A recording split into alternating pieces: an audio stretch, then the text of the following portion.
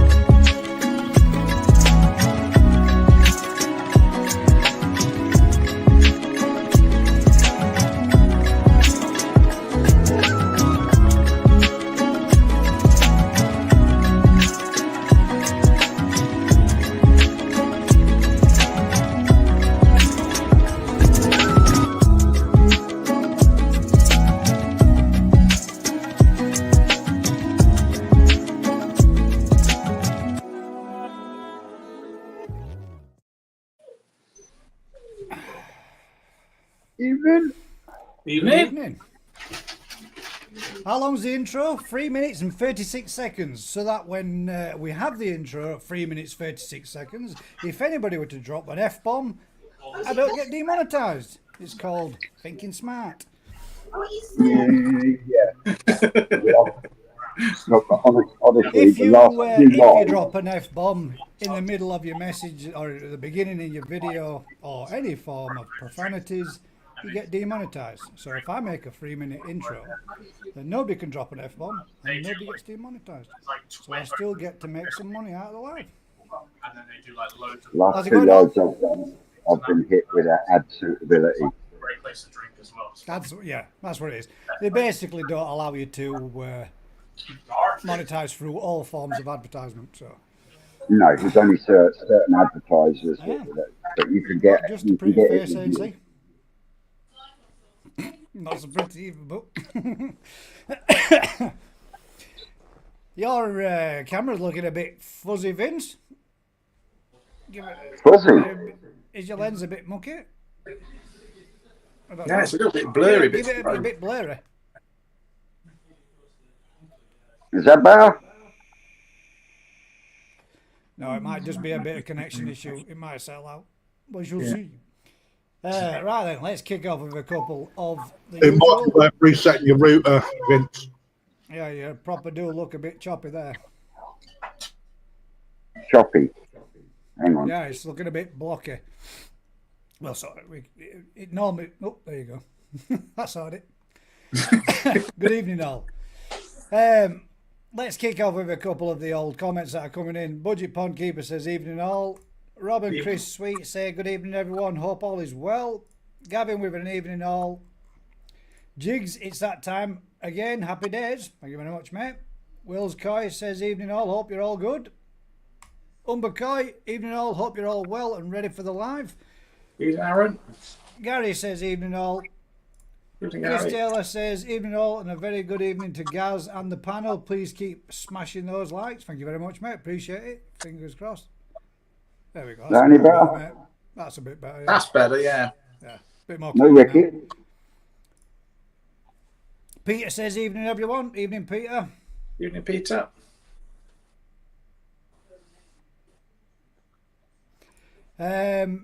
Gaz's Koi Pond said, I'd like to disagree. There's a surprise. I'd like to disagree with where you said last week grass carp don't eat algae. In fact, they do eat algae as well as aquatic weeds, plants, as does mine. Super. But if you feed pellets, they will switch onto the pellet and they won't eat the grass carp. Or Exactly. The algae and plants. I've And got a that grass wasn't carp, something big that I grass said. carp. It was Is something it that they blanket said. weed is the only thing they won't eat? Yeah. He They, don't prefers eat, pellets they over anything will else. eat it, but if there's a better alternative source out there, I mean, it's like turning around and saying, yeah, there's beans on toast, and then bringing you in a steak. Which you going to choose? It ain't going to be beans on toast, is it? Nope. But as it was Daz that said they don't eat it because he's got one in his pond and it doesn't touch Yeah. it. if he ate it, I'd have one in every pond. Yeah, exactly. Yeah. I mean, they might do if that was all that was in there and nobody were feeding them in a natural environment or a wild source. I would imagine that that's probably what they would eat because that's all they're going to be able to get the gobs around. But they do get monstrous sizes, don't they, grass carp? Yeah. Yeah. Well, I can say how much that they actually do. They actually introduce them into rivers and streams in some countries to eat all the vegetation, and they didn't do it. They overpopulated, and they didn't make an ounce of difference. So then they had to go around and cull them off to get rid of them. So that's how well they eat grass. Steve G says, "Evening, pond people. Evening, Steve." Yeah.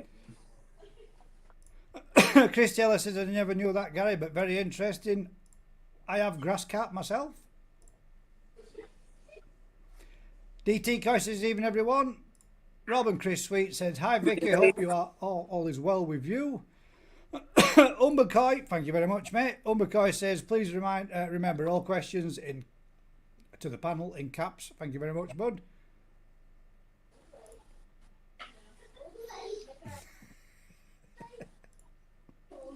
Grass carp eat plenty of aquatic plants, primarily weeds, but we will also feed invertebrates and molluscles. Yeah, well, I would imagine they'll probably choose them invertebrates over everything else and go to grass and plants and vegetation. Like most carp, come on. Exactly, yeah. Gary Robson says, I think they were saying that given the choice, that's the one, mate. Thank you very much. Yes. At least somebody were paying attention. And another Gary. Good man. Like most animals will go for the thing that's got the most protein in it. Yeah, of course not. Gives them the biggest reward for the least effort. Like the one that does is put their grass carp will also eat koi food. The one that does has got it literally smashes the crap out the koi food. It loves it. And it prefers that. He hadn't seen it grazing like he sees his koi carp grazing. Yeah. He's literally just seen that thing switch straight onto koi food. But it is a big fish though, so I would imagine just trying to feed primarily on algae and blanket weed, it'd probably lose a little bit of weight. Weight away. Yeah. How big is it, Dad? It's over 60 cm. Yeah, I'm going to say, I'd say 60, 65 cm. It's an Yeah. ugly bugger as well. Yeah, And they are ugly, though, aren't they? I don't like them at all. I'm not a fan. I'm kind of stuck with it. Wow, Skeggy says there, the 36 to 48 inches for grass carp. What's that for the size that they can get to? Decent grass carp? Yeah, they can grow to 60 pound in lakes. Yeah. Bloody hell. I didn't know they grew massive. Didn't know They they do could grow get big. really- No, it's not that big. In France, mate, it's quite big sport in France, grass carp. Yeah. They're Yeah. huge in America as well. There's loads of them being introduced to America. Yeah, I can't really say, to be fair, I'm all that fond of them, to be fair. I think they're ugly as fuck, aren't they? they are ugly. They remind me very much of the Asian carp. They look like that as well, don't they? That's the one that, that they look very similar, but rather than be... Yours is yours an albino, does? Yeah, it's a golden one, yeah. Anyway. As well as pond treats and mealworms, yeah. Amanda Smith says eelworm... sorry. Evening, everyone. I read two different messages at once, I'm sorry. Amanda Smith says, evening, everyone. These weeks fly by. They certainly do. See, Coy says, evening all, Gaz and Daz. Good evening. Evening. Mark Bates says, evening all. DT says, 39 watching and only 14 likes. Please hit the like button. Thank you very much, Dave. Appreciate it. Now, some people have been questioning Dave as to why you always turn round and say, why does he always ask for the thumbs up at the beginning when you don't know if you've watched it and don't know whether you like it?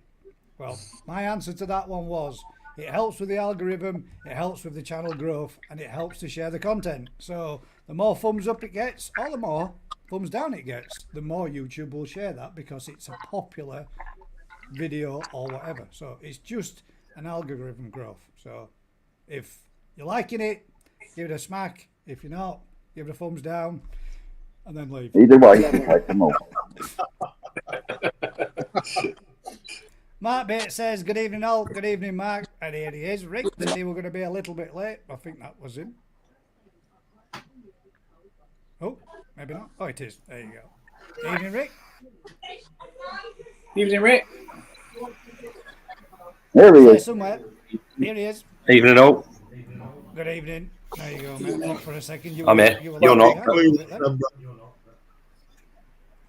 there. Got there in the end. Chris Taylor says, evening, Gaz, Daz, Vince, Rick, and Crafty. Evening. Quick. Reshuffle. A bit of a flick around.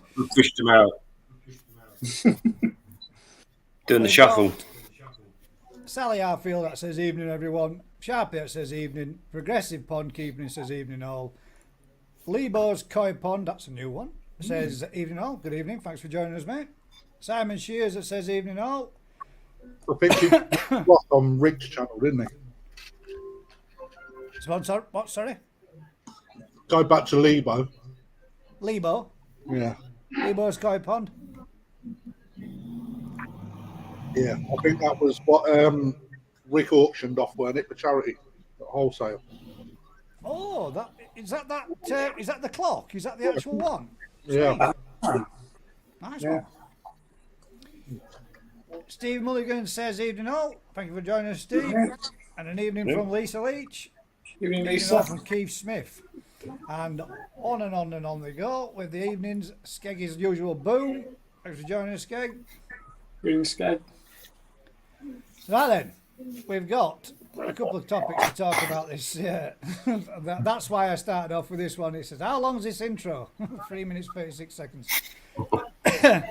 And as long as a piece of string, I think the saying is how long is a piece of string? And for all those that want to be a smart ass, it's twice the length from its middle.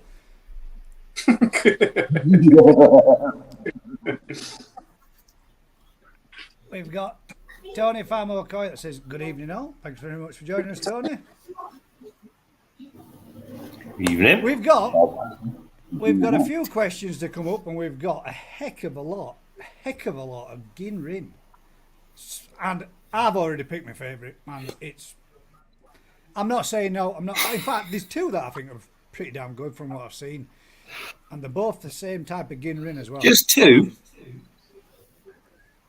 No, not just two that really. I mean, I've seen them all, haven't I? Obviously, because they've been posted there for me to have a look at. But there's two that I really thought stood out. That's cheating, guys. You were looking at them early. How can I not do? You've already made your mind up. Daz, when you send me 12, it's a good job I did look through them, innit? Sends me 12 Yeah, it is, pictures of actually. ginrin fish, one's a millipede.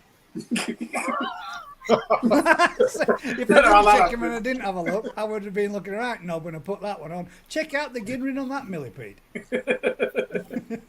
They're rare. Give me a millipede. How's everybody's week been anyway, before we go any further? All right, thanks. Knackered. Busy. Busy. I bet it's been busy. There's some nice Busy's good. fish coming out, Rick. Yeah. Some belters, mate, there. Keep trying. Keep trying, don't we, Vince? Oh yeah. Oh yes. Vince has always been trying, so his mother always said. Yeah. Well, yeah, Yeah. yeah. But I've How many more ponds you got left to harvest, Rick? Flipping heck. We're not halfway yet. God damn. We're not halfway, so we'll get there. Not halfway yet. So what about? So what age groups have you got left? What's the oldest fish that you'll be harvesting this year? And we only do Sands Eye, so we've got 2 ponds of Sands Eye to actually drain and get out. 5 pond of Nisai and maybe another dozen ponds of Tozai. Something like that. I don't know. Still got a lot to do then. To get through, yeah. Are you still against the clock with it as well? To a point. Yeah. So, and what makes it even slower is not having a fucking quad. Yeah. Oh shit, yeah. I forgot about that. You not heard anything from the police? Well, I don't suppose you expect to, do you? No, I very much doubt No. you hear or see or anything like that ever again. No. We'll get on. Yeah, you'll do it, mate. You'll smash it, same as always. And you'll look back next year, and when you've got a new quad again, and you're off going again, you'll think, God, this is a breeze compared to last year. It'll all feel easy again. Something like that. Rants and rants, you proper threw me early on, mate. I did not know that was your last name at all. I was like, who the heck's this? Is it KWPR? And I was like, is it? But then I realised and remembered when you sent me an email through, I'd already downloaded the photo, mate. And you sent it. You was actually the first one to get your ginrin fishing this week. So, sort of done, mate. Got it. Did copy down all 3 photos so that we can see it in whichever one looks the best. So, we're all done and sorted. Have we got any more? That Koi guy says, evening everybody, go check out that Koi guy's channel, guys. He's just finished his new build. His new pond is up and done and completed, and he's looking absolutely belting, mate. Absolutely smart. I'll do that. Hard work's really paid off, mate. 100%. Had a long drive today, listened to your live from the filter house, really enjoyed it. Well, thank you. Just as it happens, what we're going to start doing is on a weekend, or every other weekend, I think what we're going to do, or what I'm going to do, is do from the basically what we always do, us guys, as everybody refers to the GKP, we sit and have a natter, we go through as filter cleans, and we all go through like as general chit chat while we're doing it over a WhatsApp call. So I thought, why not try and make this into a feature and make it as part of a live. So the idea of what I thought we could probably do, or get people that are members of public to come and join us and talk us through their setups, their filter systems, showcase them off a little bit, show the ponds off and show the fish, and show us what they would go through on a weekend general maintenance. If you do it on a weekend, or if you do, obviously through a week or whatever, or you do a couple of ones a week, I'm hoping that we can get a couple of members of public and, YouTubers as well. come on, show us what you're doing. Talk us through your filter system. Talk us through your pond, your fish, where you got them from, which ones you like the best, blah, blah, blah, blah, all that kind of thing. Just what we do amongst ourselves every week, every weekend, pretty much, week in, week out, and it does. But I find it a much more enjoyable being in a cold filter house at this time of year, doing your maintenance services and any running repairs or whatever. It is quite a boring thing to be doing on your Jack Jones. You can find a lot more pleasure in it, having a laugh and a joke, especially when you get to see someone burst a pipe or flood the filter house and all that kind of stuff. It's good. We have a good laugh doing it. It's normally me, mostly people laughing at me because I've done something stupid and flooded my filter shed or something daft like that. But it's always a good bit of crack. So we thought we'd make it into a bit of a feature. So for all those that might be interested, we won't be doing it this Sunday, but next Sunday we will be doing. And I might be nursing an hangover as my daughter gets married on the Friday. So I'm going to be feeling hanging out my ass on Saturday, and then probably feeling a little bit delicate come Sunday. So bear with me. We're going to give it a go. But I'm pretty sure I'm going to be feeling pretty rough. But yeah, looking forward to it there for the chance. Can't wait. That's it. I've got to do a speech and all, man. I have no idea what to put. I do think I should be. I have said I do think at the end of it I should turn around and say, if you're enjoying this kind of content, do us a huge favour, like, share, subscribe, and don't bring her back. Something like that on the end of it. Yeah, that'd be hilarious. She'd kick my ass, man. She'd go nuts. Yeah. That's the whole point, isn't it? That speech. I've never done one before, so it's a new one for me. We'll see. Simple, mate. Only ever speak as long as you're in bed, mate. So we know that ain't going to take long. Standing there that long.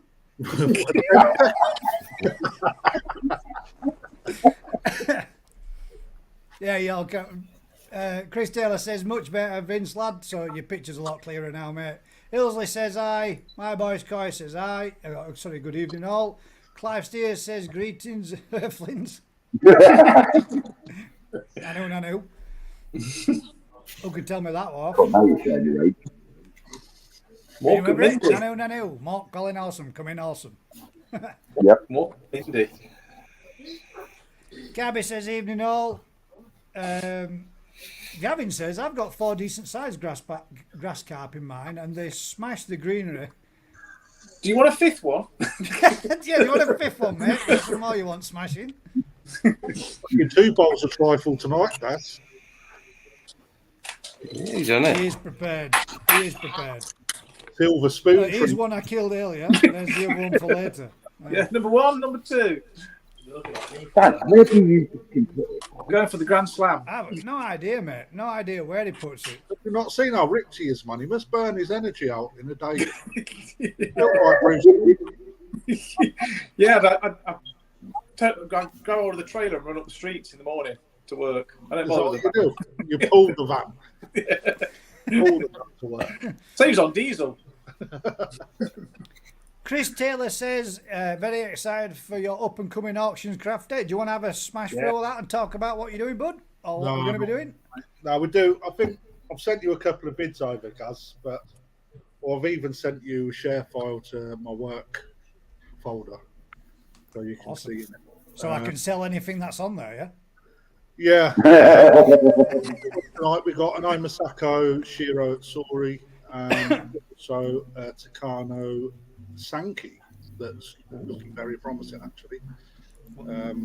So we'll do prices and that a little bit later on, but we're just going to pop it up and then see if any of you boys and girls want it. And then all you need to do tomorrow to pay for it. Is that a secret Sankey Takano? It is a secret Sankey. It's so I bought all of about 3 that wasn't bought at the actual selection. Right. A few of them are put to the side, out the way, and that for these type of events actually they needed a bit more time, which is why they weren't picked. But I'll go through that when we're talking through the videos. So, but yeah, 2 tonight, and then I plug my own channel 6 o'clock on Saturday evening. A load more koi available at different price points from a huge amount of different breeders, and also a tamasaba that no doubt will go for fairly cheap money for those people that want them. But yeah, they're going to be. I'm unsure yet whether or not I can do weekly because I take quite a lot of time to prep. Videos, photos, loading them on the website, etc., etc. So it might be weekly.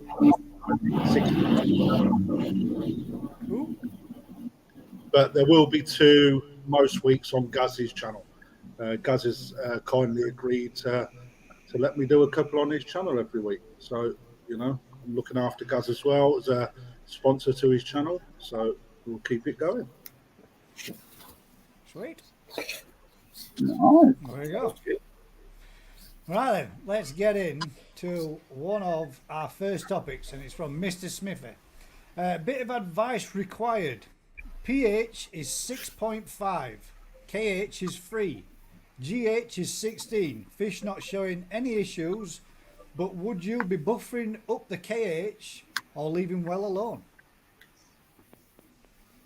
I'd be buffering up. Yeah, me too. I would be buffering up too, yeah. I'd be buffering up. It's too easy to drop out anyway at that level, man. But yeah, you want to get that right up, to be honest. We sell some buffer up, KH buffer up gas at the shop. What I get it here. No, I'm not going to keep plugging, mate. But yeah, go on perfectaquatics.com. It's all on there.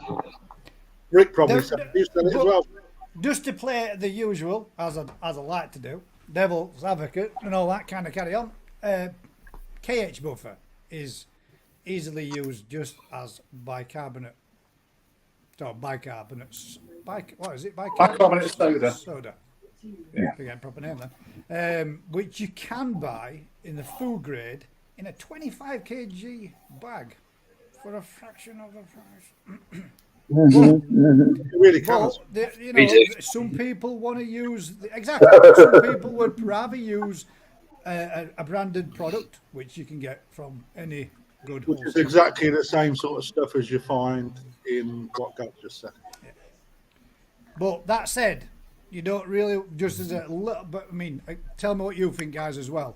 You don't really want to be jumping up from a KH of 3 and taking a massive straight high cup to 8, 9 or 10. You want to be keeping it and gradually increasing it over a couple of days as opposed to doing a massive great parameter change.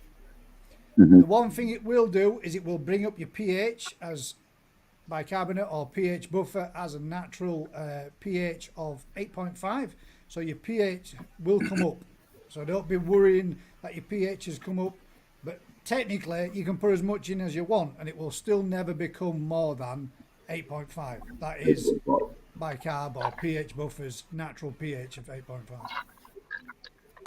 But yes, the reason why I'd be buffering up is if you don't buffer up, then your KH will continue to drop, and when your KH drops, your pH will drop, and then you'll have a pH crash, and then your ammonia goes higher, and then you end up with all sorts of problems and having issues like I did when I had the the pH crash and the ammonia rise, and I lost a fish. So be careful, mate. Keep your eye on it and monitor it, especially if you're using plastic medias, i.e. K1 and all the other branded types out there. Helix. The good friendly bacteria use the KH to reproduce themselves, and as a I guess is it as a fuel source or as a they consume it, don't they? They consume it. It's part of the process. Yeah. Rick, is there fish Everything behavior? uses it. Yeah, everything uses KH. Is there a fish behaviour when you start seeing them levels change, Rick? Have you ever had like really low KH where you are? Because I can imagine it's quite high, isn't it? Yeah, in all the research systems. So appetite drops, water goes brown, fish just get really skittish, and then it's like whoops, sack of whatever. Yeah. Yeah. Yeah, we tend to take up pretty rapidly, but if it gets to that stage, it's more of an emergency because everything's shutting down. So, but we use a lot of crushed chalk as well. So, Do Did you they find start flashing or anything, Rick? not massively, no, not normally, but it So upsets there's them. So no real warning signs then. the water clarity is the first thing. Yeah. Do you find heavy feeding has a bigger impact on KH levels?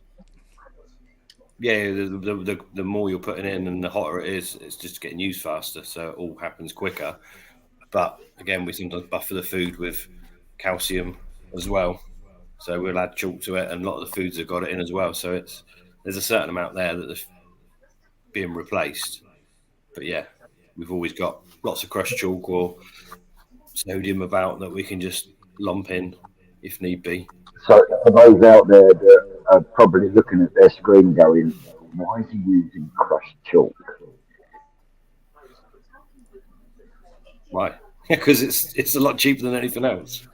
I think we brought 25 ton for a few £100, and it's just something that we can add. But obviously, it would discolour the water, but it soon settles out, and it just basically turns to like a lime scale on, a real fine lime scale, which will then just dissolve as need be.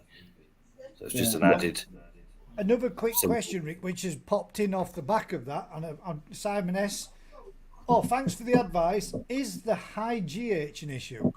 What is a high GH? Because I've seen that through the roof. General hardness. Yeah, general hardness.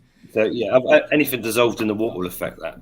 So obviously your calcium hardness is what you're worried about, but general hardness is anything, any salts, any minerals, whatever. So you can have you can have a GH that's fairly high, but obviously your calcium level's fairly low if you've got a load of salts dissolved in there or whatever. So it's just anything that's dissolved in the water just makes the water harder.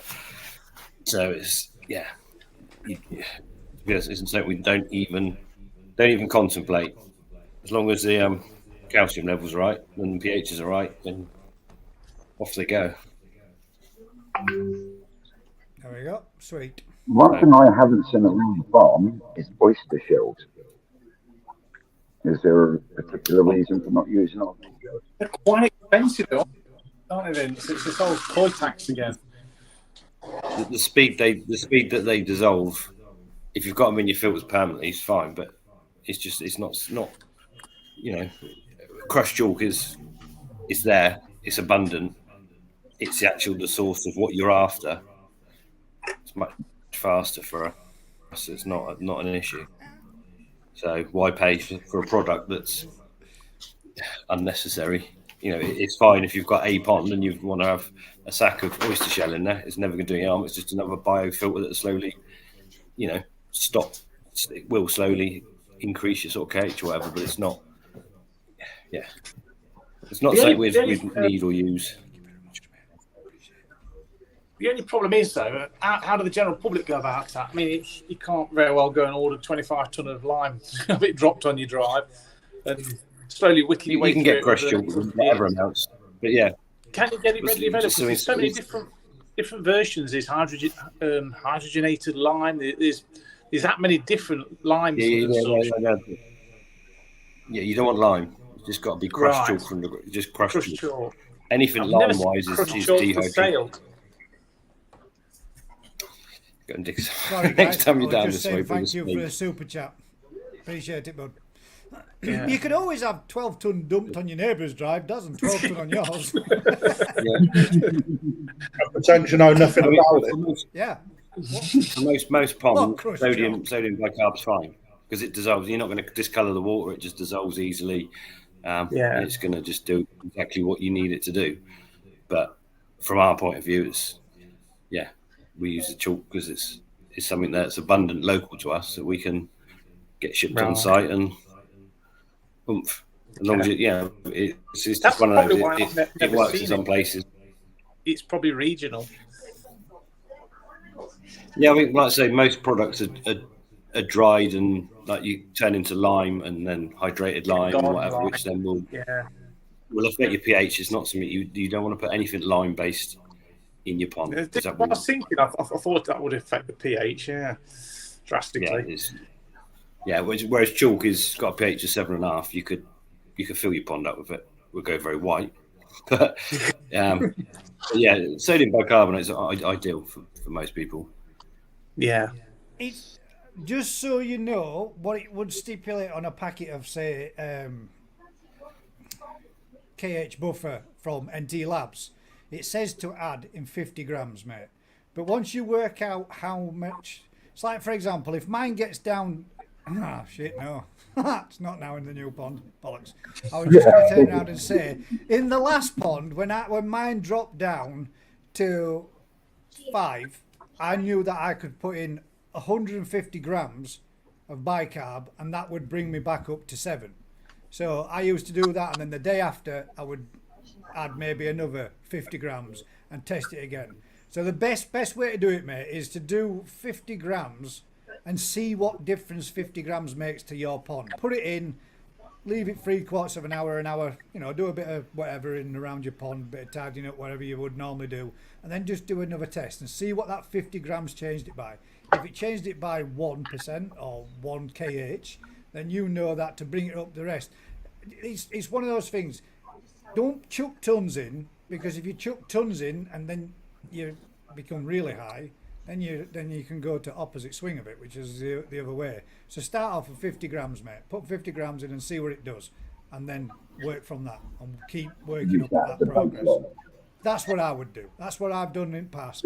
Once you work out what it is to bring it up 1 kh, then you might find out that it's 100 grams to bring it up 1 kh each time. So you could add 1 kh every day for a couple of days till you get it back to a more suitable level, and then monitor it again for a couple of days and see how quickly it drops off. If it drops off relatively quick, then you can work out that you need to be adding 50 grams every day to keep it whatever. Just experiment, mate. It all depends on the literage of your pond as to how much you would have to put in per dosage. But that's how I worked out mine. Would you agree? Or It's a safe. If you're in a situation you've got a crash, then you'd also add a lot more quicker because you're desperate to get it up. Yeah. But if you've got a pond that's quite happy, maybe once a week you add 50, 100 grams or whatever and just tick along. It's just what you're replenishing what's being used. But it's a safe. Exactly. It's a safe. You could tip the whole sack in and you ain't going to do any great harm. So it's not. It's not like a chemical. It's that you're treating with something that. Aren't you? It's just there. It does say it's not too good to make a massive swing in it, though, doesn't it? Because, that's what it says on the back of the packet. If you read up one from MT Labs, it's add it in. Yeah, the problem is if you've got. I'm sure it says leave for an hour and retest and so on. But if you've got a low pH and you bang a load in, you're gonna make a massive change in the chemistry of the water. Yeah. But if your pH is super low where it's in trouble, you're better off getting up quick because you're going to be killing your fish. It's the lesser of the two evils, isn't it? If you've got a KH, if your KH has dropped low and your pH has fallen with it rapidly, and you're down at 3.5 pH, then you need to bring that back up quick because your fish are going to die from it, aren't they? They ain't going to like it. They ain't going to be comfortable in that. So if you're going to have to risk leaving it and risk your fish, or bring it up quick. But if you're pretty, that's not a low KH, is it? It's not high, but your pH is still not too bad. So you could put in 100 grams, bring your KH back up to 8.5, and it's never going to raise the pH any higher than that. It's going to stay there at 8.5. But then you can do a test to see what your KH has gone up by, and then work it out from that. Just keep bit by bit, add a little bit, and keep working it out bit by bit. That's what I would do anyway. Here we go. Mr. Webb said, Gary Robson, if your pH is higher than 8.4, then yes, bicarb will bring it down to 8.4. No, it won't. You can't bring down. I don't think you can bring down your pH with it, can you? If your pH was above, I don't think you can bring it down. What? Pretty sure it doesn't. Well, you can revert. You can. There is something that reverses. Yeah, but not with bicarb. No, not with bicarb. Yeah. Not a bypass. No. But I know No, you if can you've got get high some, pH. something that does bring it down, isn't there? Vinegar, isn't it? If it's high pH. Yeah. Yeah. White vinegar. white will bring vinegar. pH down, but Yeah, pour some acid in there, then put some more in. Yeah. No, don't really do that. there was a question there. Oh, I missed it, and ANC's just reminded me about typing it in there. There was a question there about something about koi food, and I saw it. Where is it?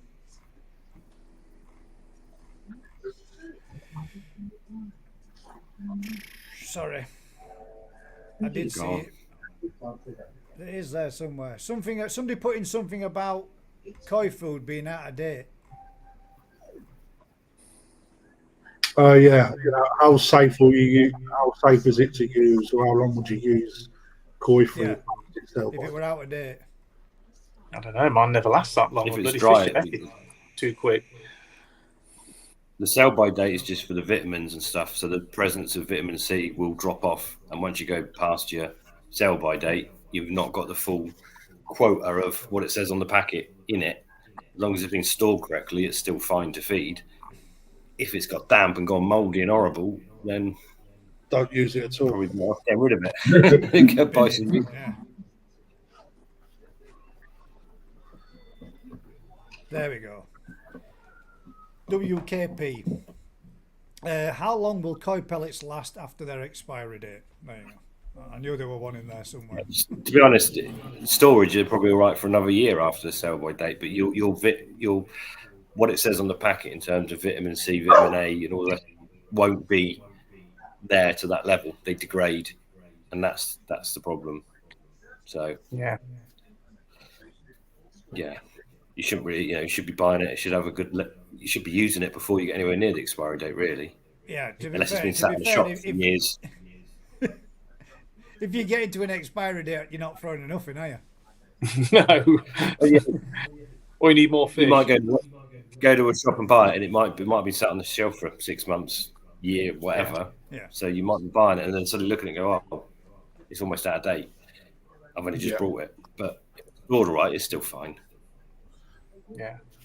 Jigs has just raised a good one there as well. Check the KH in your tap, and that's the reason why I've had to start buffering mine, because mine I used to have a KH of 7 or 8 out of my tap. Same with Mike, Mr. Tropical Koi. His was exactly the same. So every time we did a water change, it weren't no problem.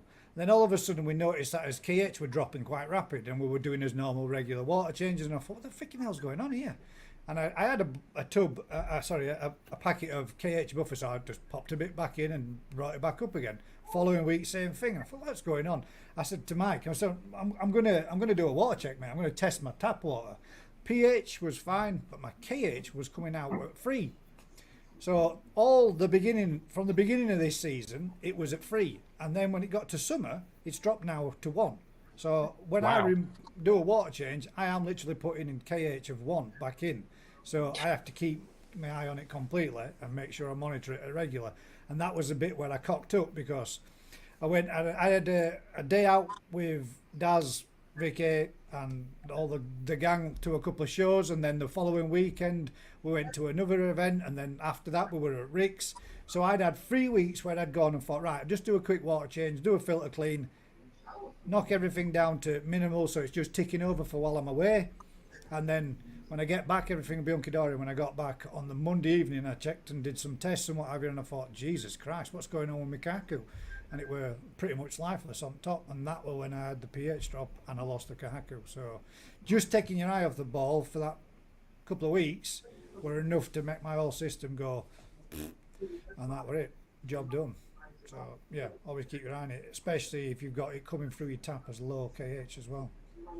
But at the same time, back then you had a smaller body of water as well. Exactly. Yeah, it did, mate. Yeah. Makes it more critical. With a smaller And body of water, that has made a big it goes difference. wrong. It goes wrong really quick. Yeah, it did, yeah. And because when I got home on the Sunday, I went out and having a looking around thinking, well, everything looks okay. When I came home from work on a Monday, I thought, what the hell's wrong with that fish, man? And then I looked at him and thought, there's something not right here. And then did a few water tests and thought, Jesus Christ. And my ammonia, and I shit you not, my ammonia was the same colour as the bit there around Jiggs's Mountain View Koi Pond. It was blue. Yeah, I was like, and I couldn't believe it. I was, what the hell has gone in here? And my fault, took my eye off the ball, and I literally, not good. Not good at all. A similar thing happened with my dad, not quite as bad as blue as that. But my dad's saying I've lost a couple of fish, and I'm thinking go around and have a look, see what's going on here. Absolutely zero KH. His pH was down to like 2 or 3, and I'm thinking everything in here should be dead, man. You know, you should never mind these 1 or 2 fish that everything should be dead. Anyway, we did a KH test 0, pH was 3, ammonia was that blue. Like, God damn. All the rest of his fish, though, believe it or not, looked completely fine. Not like what mine did. I think a few of my fish ended up with gill damage from it as well. But after a couple of weeks, all come good. Thanks to a couple of tips from Rick and perseverance and sticking at it and keeping checking. But yeah, keep your eye on it, guys, because it will cost you your fish if you're not and you don't. Anybody got any questions they want to ask? If you could do us a huge favour, because like for example that one there, trying to find that one again, just type them out in capital letters and they stand out bold and I can find them straight away. It's far easier for me. There was a question for Ricky about pH and KH in the lakes. Did I miss it? It was in capitals. Yeah. Do you have problems with KH or pH in your stocking lakes, Rick? No, not really. But it is softer water. But again, like I say, we've got chalk all over the place. So not only do we use a crushed chalk, we also got a load of bigger chalk delivered years ago. That's in all the ponds. I've got like corners that are just chalk. So that will just constantly sort of slowly dissolve and just keeps it fairly balanced. My biggest problem with like the lakes is when the algae goes high. You know, when the algae goes really booming, the pH can go really high, and that's more of an issue. Not a lot we can do about it. It's pretty much,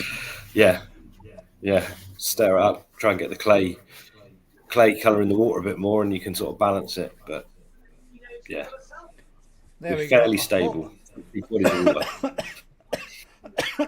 Excuse me, sorry, Rick. COVID. I think we've probably covered that, but just to quickly touch base on it. What if your pH is 8.4 but your KH is 3?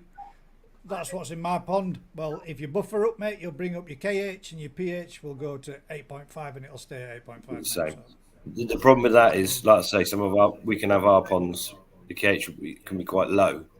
And the pH can be 12 when the algae's booming really high, but it's really unstable.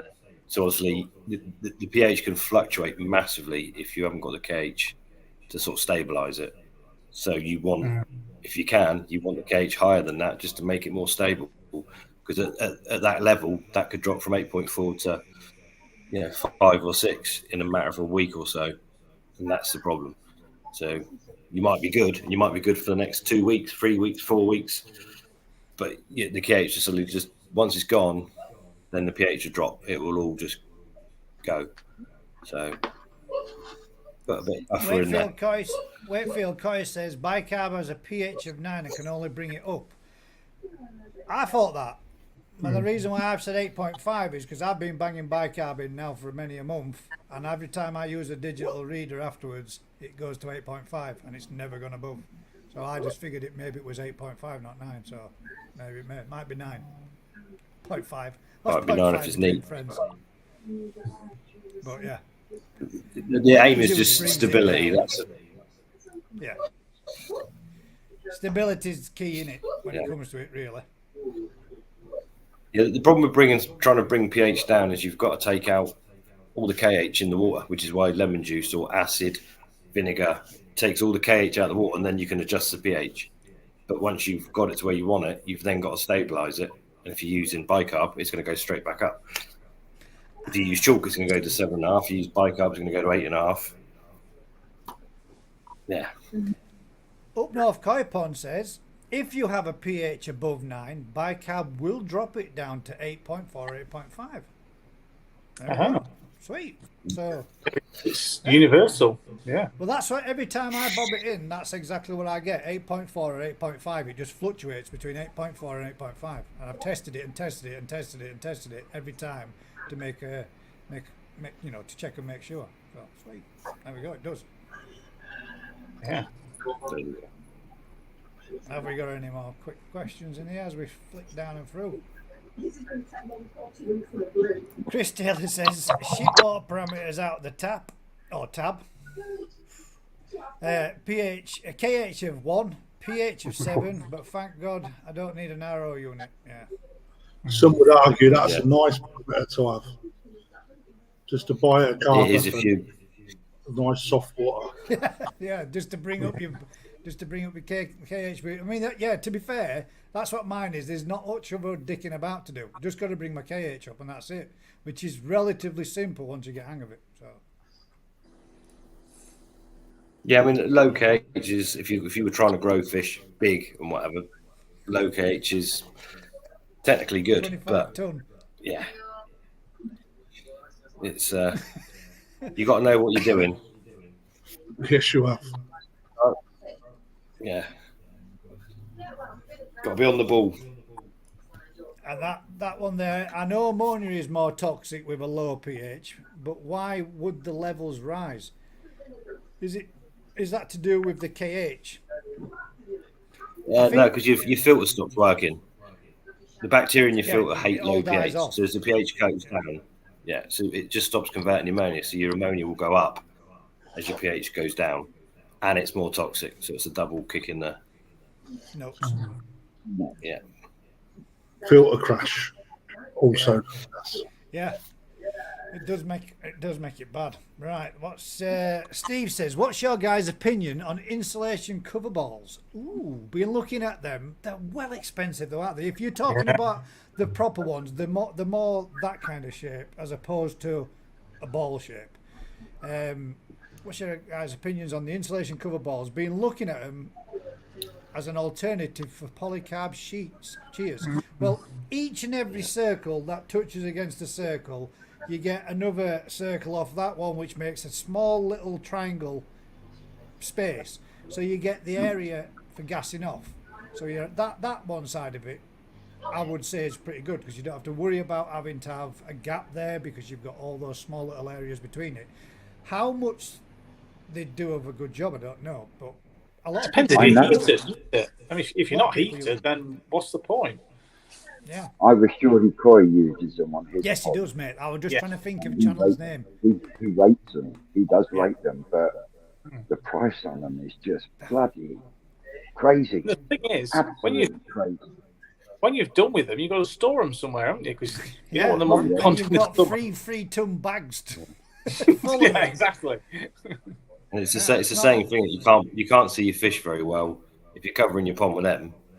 Then you can't really observe your fish properly. It's There's also benefits in some ways because a big square open, doesn't he, with a bit of height.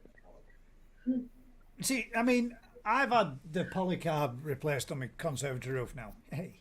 And what I was thinking of doing was using that one section there, which I hope if I whip it in half, will just be enough to put 2 strips over my pond.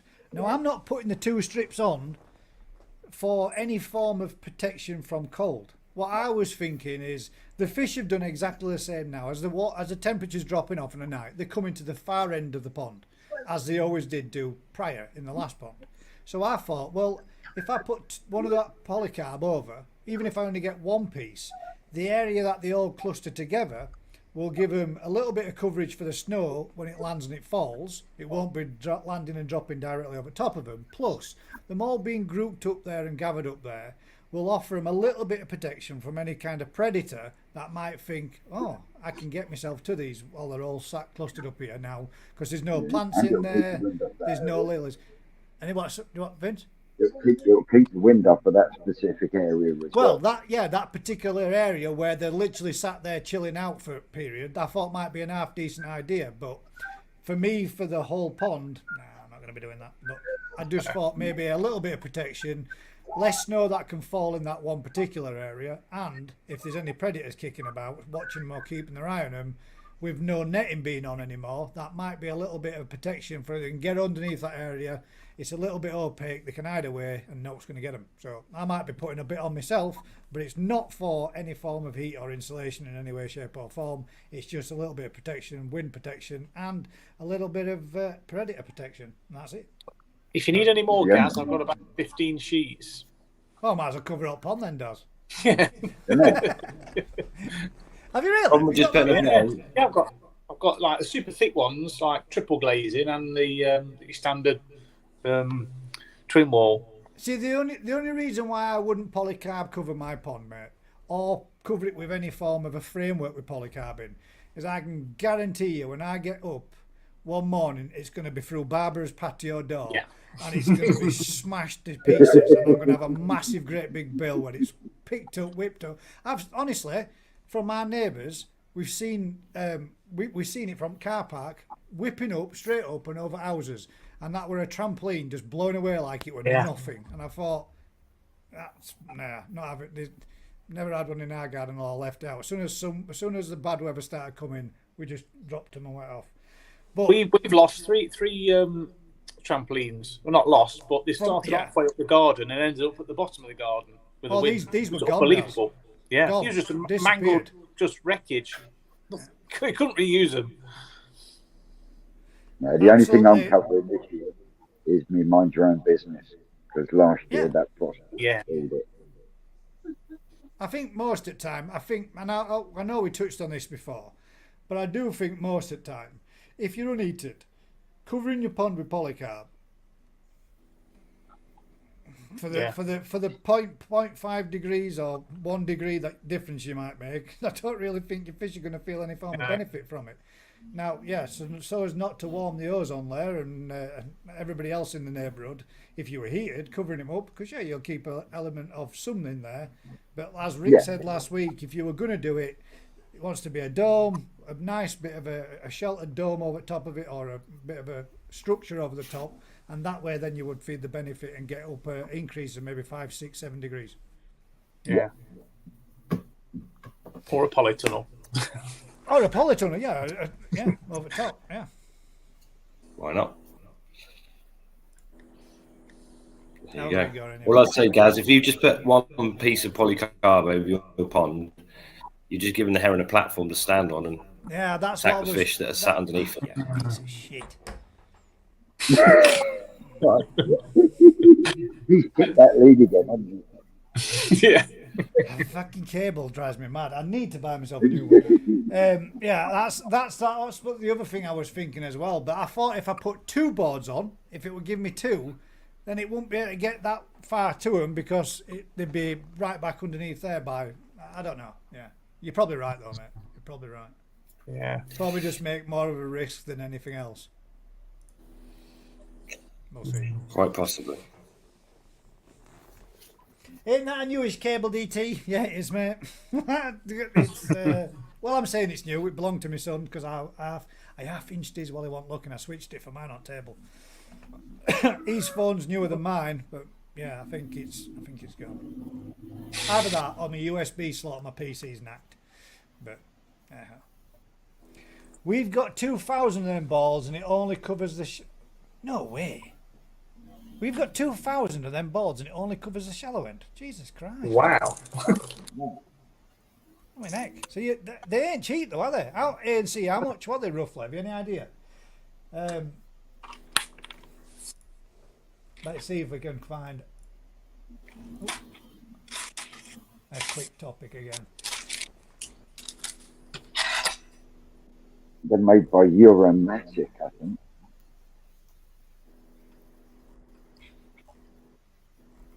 If memory serves. Have they must have a certain amount of water in each ball as well, have they? Does anyone know? I don't know. I thought they were completely empty. I thought that, They're yeah, just I thought blowing there up was. the I thought there was completely empty. Just I thought that they had a hole in them, didn't Gary Robson has asked a question, and his question goes like this. I had that current one, and it says, I've heard it said a few times, when the Sumi stroke black comes through, that will look awesome. When looking at a younger fish, does the Sumi always come through with age? Take, for example, my NND Shuruutsuri. You can see the underlying Sumi, particularly on its head, as or is it just a matter of time, or do some fish just stay like this? And I'm going to leave you with that quick question while I quickly pop to the bathroom. Be right back. Yes. Yeah, it all depends on the bloodline, doesn't it? Sometimes it will never come through. Yeah, some just threaten forever, but the majority will come through. Yeah. There's a decent bloodline on the shear, but yeah, you do get the odd fish that pattern doesn't ever really fully manifest, but it's one of those. If it's got good Sumi on it elsewhere, normally it's an indicator it will all be good. But yeah, if it's underlying everywhere and it's not good anywhere, it might look like it's going to be good, but it's a bit of a gamble because some don't, and some stay plain white, the Shiros. And some they can drop off again, can't they? Yeah, some can be followed. Yeah, we obviously when we go through them, every single one's patterned. It's a blackfish, it's patterned, and then some go through in the first summer they go white, and most of them then redevelop their pattern as they come back from the ponds. But some don't. Just stay white. But That Sumo I had off you, Rick, that's the Sumi's dropped right back on that at the moment. But she started fucking carrying a lot of viewers. She's filling out the back. She's starting to fill up with eggs. What's the saying? You probably know it, Crafty. Is it bank on the Benny, gamble on the Sumi, or is it the other way around? Don't know. Ricky Stoddart always used to come out with it. He got a little saying. That's it's Sankey stripes and shower blocks when he's looking at the Sumi. But I don't know. Yeah, I don't know the one. What I've seen over the past year is that Omasako Shiro tends to be dominating in comparison to the other breeders that we've had Shiro from. Some of them, in fact, are real slow burners. But they're almost a grey Sumi that you're waiting to develop. And even, I've just transferred about 15 fish outside, and the Sumi is really starting to pop. Yeah. Now, but some of them don't look like it's progressing at all. So, looking at what I'm seeing, I think the safer bet on a Shiro is one that has got major development already on it. Yeah. Because it's already there. But that said, I'm trying to think of the breeder. I think it was Coda that we had some from. I'll have a look in a minute. But yeah, we had another type of breeder that we bought quite a lot off Rick on. That was sort of 50-50, and the one that Sumi is very slow developing. There's one fish that I separated from the lot that I didn't put up for sale. I wanted to use it as a learning fish while it's in our ponds, and that is only just starting to really. It had the best body out of all of them, but the pattern was so underdeveloped that I wanted to see whether that would actually come. And it's only just starting to come through. So whether or not it comes fully, I don't know, because I know that it can come and retract back and never ever really solidify in total. So, but I'll have a look in a minute what that breeder was. But yeah, the Sumi is good on a lot of what we get. Sumi is good. I sold one fish in May when I first got them, and it was show ready. And because a lot of people didn't know I was doing auctions, that fish went at a steal of a price, man. It did take a little price as well, like straight away. So I don't know what happened to it after that, but yeah, it's. I'll tell you what. Just look, what you really need to do is ask the dealers where them fish are when you're in, and what they have seen. Don't be afraid to ask them what they see. Good dealers will tell you the truth. Yeah. It's not just that there is so many variations in shades of sumi as well. And I mean, I've got 3 Shiros in my pond. One's an and one's a new forest. And the sumi on all 3 of them is really nice, but the sumi on each one of them has different depths and different shades. Yeah. Yeah, I'd agree with that. You'll get that. Even Osaka ones, you get different types of sumi on fish from the same farm. I'm just going to log into our and at system now to see what the breeder was. So Rick, for example, some of the Shuru Utsuri that you've got, like, is there? Have you noticed with yours at a certain age that they become at the best? You know, like some Shuru Utsuris from Japan, they'll say that they're at the best at year 4. The patterns and the colours and the development tend to come up and start showing the true patterns from about 4 years old. Because Ricky from Coil Sale was saying that certain fish from certain breeders, he would pick those fish without any sumi on them at that time and that stage, because at 2 and 3 years it's not necessarily showing as much, but it's up and coming, and in its 4th year they normally tend to, for that particular breeder, normally tends to come up through then and shining through, looking cock on, and progressively gets better and better as the fish matures. Have you found that with any of yours, Rick? That you can say? All of our Shiros are Osaka line, always have been for more than a decade. Different fish from him, but all from. So Omasako's got 10 different parent sets now, so he's got different characteristics from different parents. So you might be buying from the farm, but you tend to find the best ones are late bloomers, but they're not good sales fish when they're younger because they don't have much. That's exactly what Rick said. Same thing, yeah. You're looking for It's body difficult to sell a quality, fish with the potential of what it might become, because people want to see it as what it should be. Finish, yeah. But the problem is the little finished Shiros, generally the sumis finish too early. So by the time they get a bit bigger, they've gone past their best. Yeah. So that's why you tend to want the ones that have got the body and the Shiroji's nice and bright. There's got the bone structures growing well. The pattern's there, hidden, but you can see it. Either you know the fish from when it was younger, or you can see it under the, and they blossom as they get to 60, 70 centimeters at 4 or 5 year old. That's when the sumi's finishing and it's all coming together as a package for going off to a show or looking at its best. But yeah, we sell all of the Shiros we sell when they're small that people want are all the pretty little patterned ones that have got like finished, sumi on them, because that's sell themselves. And people see that fish and imagine it bigger, which is, it will, but that sumi generally is much harder to keep. When they've got a lot of sumi when they're small, to keep that sumi good when they're big doesn't really happen generally. So you tend to find the best ones are more white fish when they're younger. So the same would be said then, for example, if you were to see a Shuru Utsuri and it was in the Tosai class, and it would take, I don't know, young champion or whatever through that class, that would probably more indicate that fish, looking as good as what it did there and then, would likely to be the best that fish is going to look at that kind of size. If it wins baby champion. That's the same on most koi though, Gaz. Yeah. That's what I mean, mate. But then you get like to yon side that's looking cock on and at show ready conditions, being that's the best that fish is going to look at that age, at that size. And then you might wait for a fish. What would 6-7 years be? I forgot what it is. Don't know. Whatever it is. Gosai.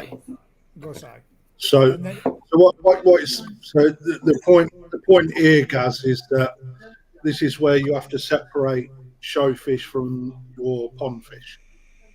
Unless you're seeking something for a show, that's showing the qualities early on in life, but that becomes a gamble if you're a showman, because you have to, you know, you think it's going to go somewhere. There's no guarantees with that, and then you have to rear it. But if you're buying when it's ready, it's going to cost you a lot of money at 4 years old for it to be show quality. It's going to cost you an arm and a leg. So, you know, the best thing to do is take the gamble when it costs next to nothing and see whether or not you can bring it on over 3-4 years. Or if you're looking for a pond fish, stop looking for show quality fish so early, because actually you're going to get the best of it as that fish gets bigger. And you will actually get more from it by learning and development as well. You know? Yeah. It's always a battle for whatever we're trying to produce on the farm. Is not always about highest quality end product. It's about sellable fish at the right size, the right age that look nice. There's no point us doing 100,000 fish that don't look good till they're 6-year-old, and we can't sell them when they're small because we're out of business, aren't we? You know, so it's, and even like I say, even from the same parent set of Shearer at Surrey, we will get 6 different types of sumi from those fish. So you get stuff like this. This would be the fish in question that the gentleman's talking about. That's asked this question this evening. Okay, that sumi is going to come. Yeah. Is it? Yeah, I mean, well, when we went to Poland, we were told in Poland that when you see it looking like a slaty blue underneath the Shiroji, then that's up and coming, emerging, and developing sumi. Yeah. And when you see it patchy fading out sumi, that's sumi dropping off.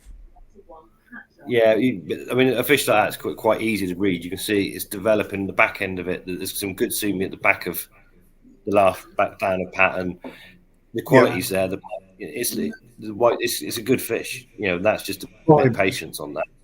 Time is you can if that sumi has started to develop. So this is a very so the fish that I was just talking about, where it's only just starting to come through.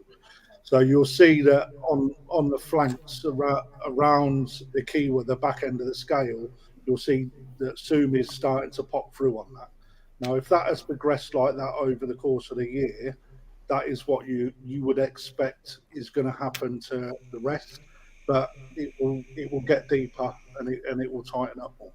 So, you know, to me, it's a good size and it's a good buy, because I guarantee it didn't look like that when it was dead little. You know, that's got a lot of potential, and obviously the head's the last bit to finish generally. Yeah, you can see it coming down through the head, can't you, there? Yeah, you see the menswear. You can. I sent you a picture of a yonsai from Omasako from years 1 through to 4 on your email, and that's on Omasako's website itself, and it shows the development of an Omasako fish, and it's quite interesting to actually see a pattern development as well, because you don't just get what you see. Although there's very good indicators in it, there is also growth of sumi under there as well, you know. So you also get sumi just pop up where there's no sign of it. Sometimes it just appears. Look at this. Ah, there you go. See. Look at that. Years 1 through to 4 on Omasako's own website. So, and that's him sharing what the development of that koi ended up like being. That's what mine's going to look like from New Forest koi in 12 months. The same bloodlines, mate. But this is one of the ones that's quite easy. Obviously, it's got its pattern in every photo there. It's got basically the same pattern. But you get others that will have a pattern when they're very small, when you first colour them, and then by the time it's 25 centimetre tozai, its basic pattern is just white, and then it's when that comes back, it just comes from almost from nowhere. Whereas this one's it's been quite stable. It's not really, it's developed, but actually most of that pattern's there all the way through. You can see it. The real interesting bit for me, Rick, is behind the left gill plate. You've got that stripe, and then you've got that dot on the dorsal, and you can see how that body has developed over time. That actually gets drawn back, You know, as Yeah. that, as Yeah, it does. it comes back with it. You see, it's little things like that sort of get missed in a fish because it looks like a completely different fish from toes eye on yon's eye. You know, it's completely different markings, but it's just how that fish has grown and then how that skin has stretched. And the development colour in the pecs as well. Is it Motor on a shearer? Yeah, Montaguru It's comes not through Not on near that. at all, is it, on this fit? No. On this, and only a tiny little bit there on that one. Then it blooms out, and again. Yeah. It also looks like it. I mean, depending on the photo of that, it also looks like it might have had its pec trimmed a little bit too. But 100%. But you know, for us, I mean, one thing I can guarantee a lot of people don't do that watch is go on to breeders' websites. A majority of the Japanese breeders have actually got English translated websites. So, really? Yeah, you can get loads of stuff on there, such as parent sets, family trees, etc., etc. It's well worth a look, and depending on who they are, the bigger they are, the more they tend to share. Unless you look at Dainichi, he shares very little, actually. Look at the body development as well, though. Never mind just the pattern there. Yeah. But look at that. To that, from that. Yeah. Yeah, I mean, also perhaps maybe a bit chunkier there and slimmed down a little bit there, but that's one hell of a fish. That. Yeah. I mean, if you look at on the head of the toes eye, like Rick said, the patterns are fairly easy to read. It's just how far it comes, and when you look on the yon's eye, you can really see that not a lot has changed over the face. It's more as the body has grown wider and longer. And the sumi development thickened up. You know, it's quite mental, isn't it? But yeah, that is mint. That's one of those that obviously you think that the farm like that, and they're doing having millions of fish. That toes that they're picking out as a good fish already is toes eye. To be photographing it and recording it, there's something about it when it was young that he's looking at going, that's nice. That's worth taking a photo of it because they do a lot of fish, a lot of black and white fish, and for one to stand out, even that's quite of one the best in variety for Shiro at the All Japan for the last 14 years. I would have thought so, yeah. You know, that in itself says a great deal on how hard they are and how far ahead Omasako are in that variety of fish. Quick question for you there from John Macrick. Your boxes of C3440, do I need to put in a fry tank over the winter, or can they go into a pond? They're only, you're talking 2-inch fish. 2 to 3-inch fish. So ideally, somewhere you can protect, but they're there are varieties that will tolerate going out cold. But if you mix them with other fish, it's not worth it. And to be fair, if you're going to put them into a tank, they're the worst fish we sell in terms of quality. So don't put money into running a tank for the winter and buy the cheapest fish to go in them. That makes sense. If you're gonna run a tank in your garage and heat it and buy some and spend more for prettier little ones that are going to make better fish than our cheapest ones. Otherwise, in my head, it doesn't make sense. You're going to spend 200 or 300 quid looking after those fish that are the worst fish that you can buy from us in terms of quality. So there you go. There's a very honest answer for you. So spend a few more quid, get the upper higher grade ones, and enjoy them when you get to the end of the winter period. If you're on a tight budget, buy half the amount, but buy better ones. Better ones, yeah. The C grades are ideal for people who've got mud ponds and farmers and that just want life in a pond. They're brilliant. You know, they are what they are. But if you're going to put them in a tank and spend money feeding, then learning fish, learn from them, don't you? Yeah, but certainly, if you're going to spend money looking after them, buy something that's going to look decent at the other end of it. My opinion.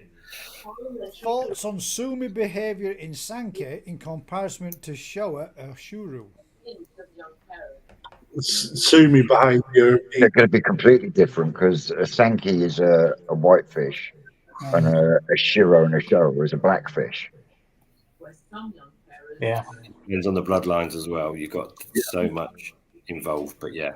Yeah, I mean, to give you an idea, there is Sakai has developed a line called Dragon Ball, and he's progressed them fish so the sumi on them tends to stay and be more developed on a young fish at Tozai onwards than what you would tend to see. Let's use Takano because a lot of people have followed like the Takano sort of grow on that koi wholesale down. There's something called baby sumi in a lot of Sankey that tends to fall off as it gets older and then reappears, tightens up over time. Although be it you can, a lot of the time you can see where sumi is. Baby sumi doesn't always mean to say it's going to come back in them places. And at Sankey, I've got a fish out in my pond at the minute. It's just a kahaku, but it is from Sankey. So in the Sankey a slower developer in the Sumer. Yeah, extremely. They're the hardest fish to read for the Go Sankey variety because it's very hard to know where the Sumer is going to come back. Yeah. And they tend to be slow growers, even to a point where, and I've said this time and time again, the Japanese champion this year, it showed no sumi at all until it was 4, and that fish was sold extremely cheap by Sakai, and only when it started to pop up its sumi did it get interested in the fish again. So the behaviour on a Sankey is hugely different to what you see on Showa and also Shiro, but bloodlines play a huge part in that. Huge part. They are. When Sankey's are proper young, the first cull we do, a lot of the fish are 70% black. The sumi is just coats them, and that literally falls off of them, and the red pattern is left. They're just bizarre, really, really difficult. And yeah, so we're culling fish, and Vince has been there with us doing it. And you're looking at fish that it can be 70% black, and you can see some of the black's blacker where it's sat on top of red. So you can see the red pattern under the black, and you know that black's going to fall. Just literally just all disappears by the end of that summer. It's gone, and you get left with the red and white fish with a little bit of black. But they're a nightmare. Quite interesting. There is a Sankey I put my name to. I didn't think Must be a good one. I was blown away when we went to that one last year, that growing show that we're done over in Japan at the Kitsukoi. Kitsukoi. Those Sankeys there that they showed, they just look like kahakus. They didn't look like nothing on them at all. No sumi on them whatsoever. They went out. Was that? I think it were over a 12-month period, but I think they were. Yeah, it was Howie. It was. Were they 2 or 3 year old fish when they came back out? When they came out of Mud Pond, and the difference in development on them fish were unreal, man. It were nuts. Yeah. I looked at the early stage picture and thought, I was like, I'm nudging Dad's going, is that fish? But you think like they looked? I mean, the red pattern and the white pattern was exactly the same, but the sumi that come up on them, you were like, no way. How can that be that? It don't look not like it. That's the trouble. They do. But it was crazy. Do change. Yeah, the development difference on them is nuts. But you also get kahakus from Sankey. So from the Sankey fry, you'll get some that just don't have sumi. They will be kahakus. And obviously those ones don't develop sumi. They're just kahakus. They're more likely to develop shimmies and stuff, but they generally don't develop proper sumi. So you can get led down the path unless the breeder's sorting them out. If you're buying a little kahaku from Sankey spawning that never had any sumi, it's still going to be a kahaku that's going to end up being a kahaku, not develop any sumi. Yeah, that's without knowing, those fish from all the way through. You're in the sort of hands of the breeder whether they cull them out or not. Obviously, we don't. We'll keep the kahakus from a Sankey spawning, and they're sold as kahakus, and they stay as kahakus. Yeah. But we'll have kahakus that had sumi from the Sankeys that will develop sumi, and we some of them you just get lost because you can't remember out of the thousands of fish which ones have come from where. Yeah. Someone could buy a kahaku from us, and then 6 months later it's got sumi coming out all over the place because it was a sankey all along. Yeah. Yeah.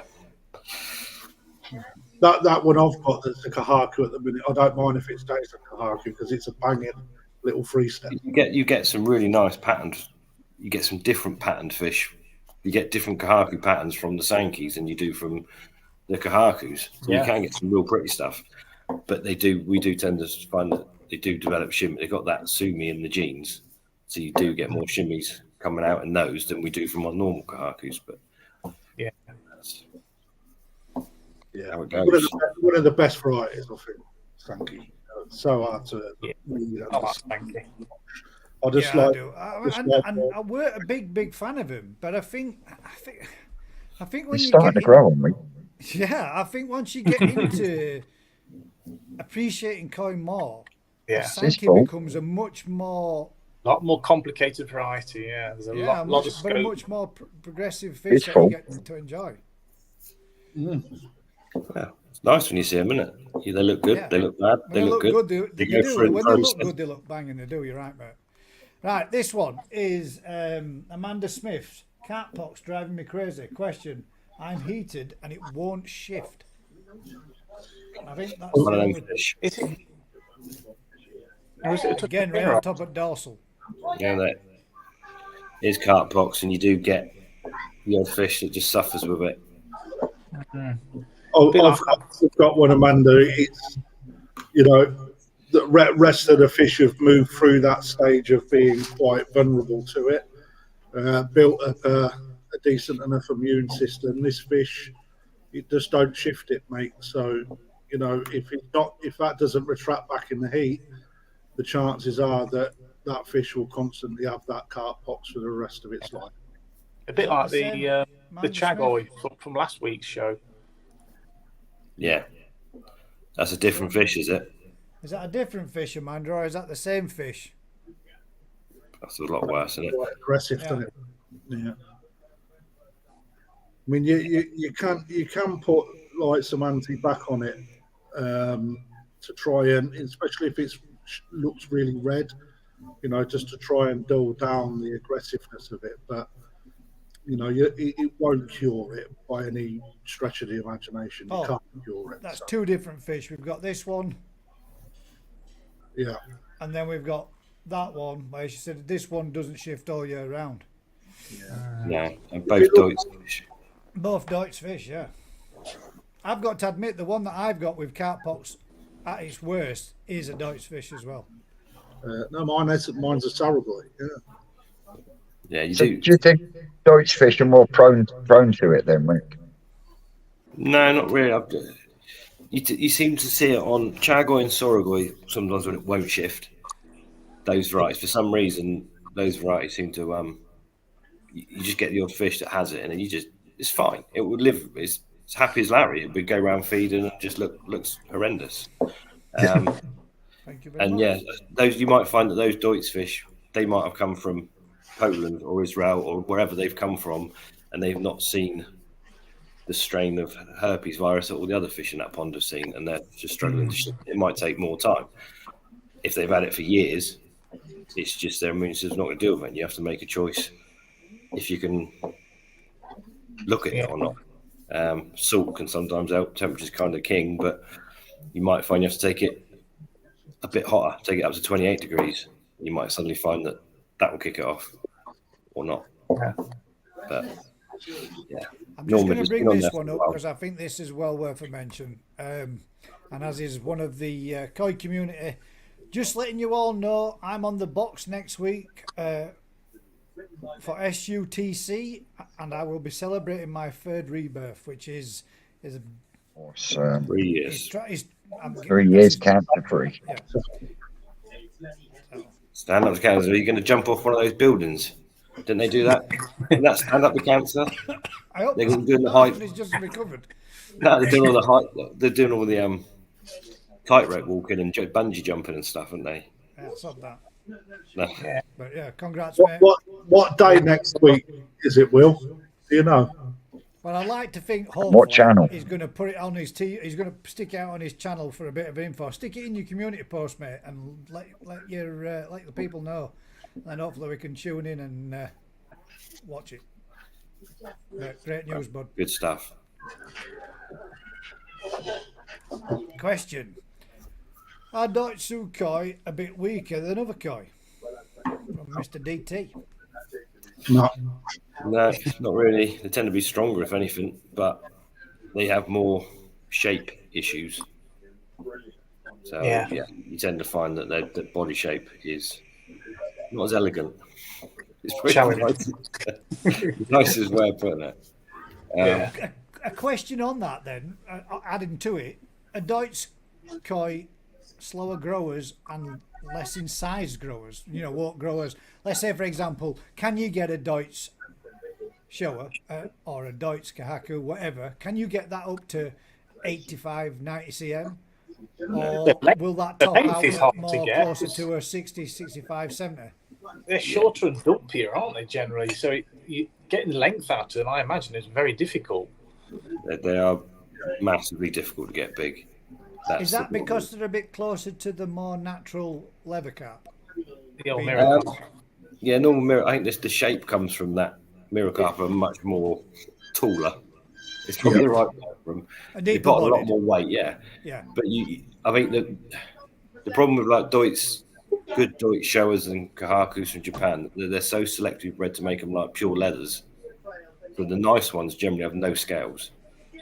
But to do that is again so much more tight breeding that you then lose some of the strength and the size and whatever. Other Deutsch varieties where you've got a lot more scalation on them, they do tend to grow better. And we find if you cross normal scaled ones with Deutsch ones and create like linears, they have a much nicer shape and they grow a lot better and a lot bigger. Yeah. But they don't look as good. That scalation doesn't look so good on, like Go Sankey. They look amazing when they're just complete pure leathers, and it's just Yeah.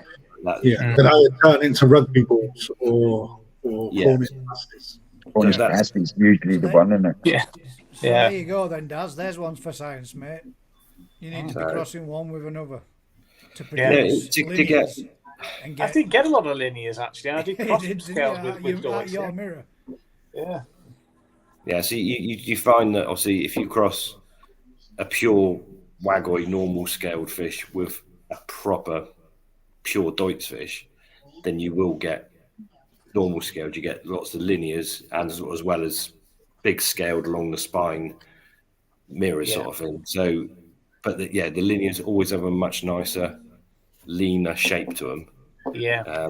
Than the other ones. It just goes back. And if anyone's ever been fishing, generally, if you catch a mirror carp just with the scales on the back, quite often they're that tall, that long. Yeah. They are big apple slice scales. Whereas the linears tend to grow with that length because they're probably one step closer to the normal commons, as it were. So Yeah. but they don't look as elegant when you've got lots of scales on a show or whatever. It's not quite. No. It doesn't look right, does it?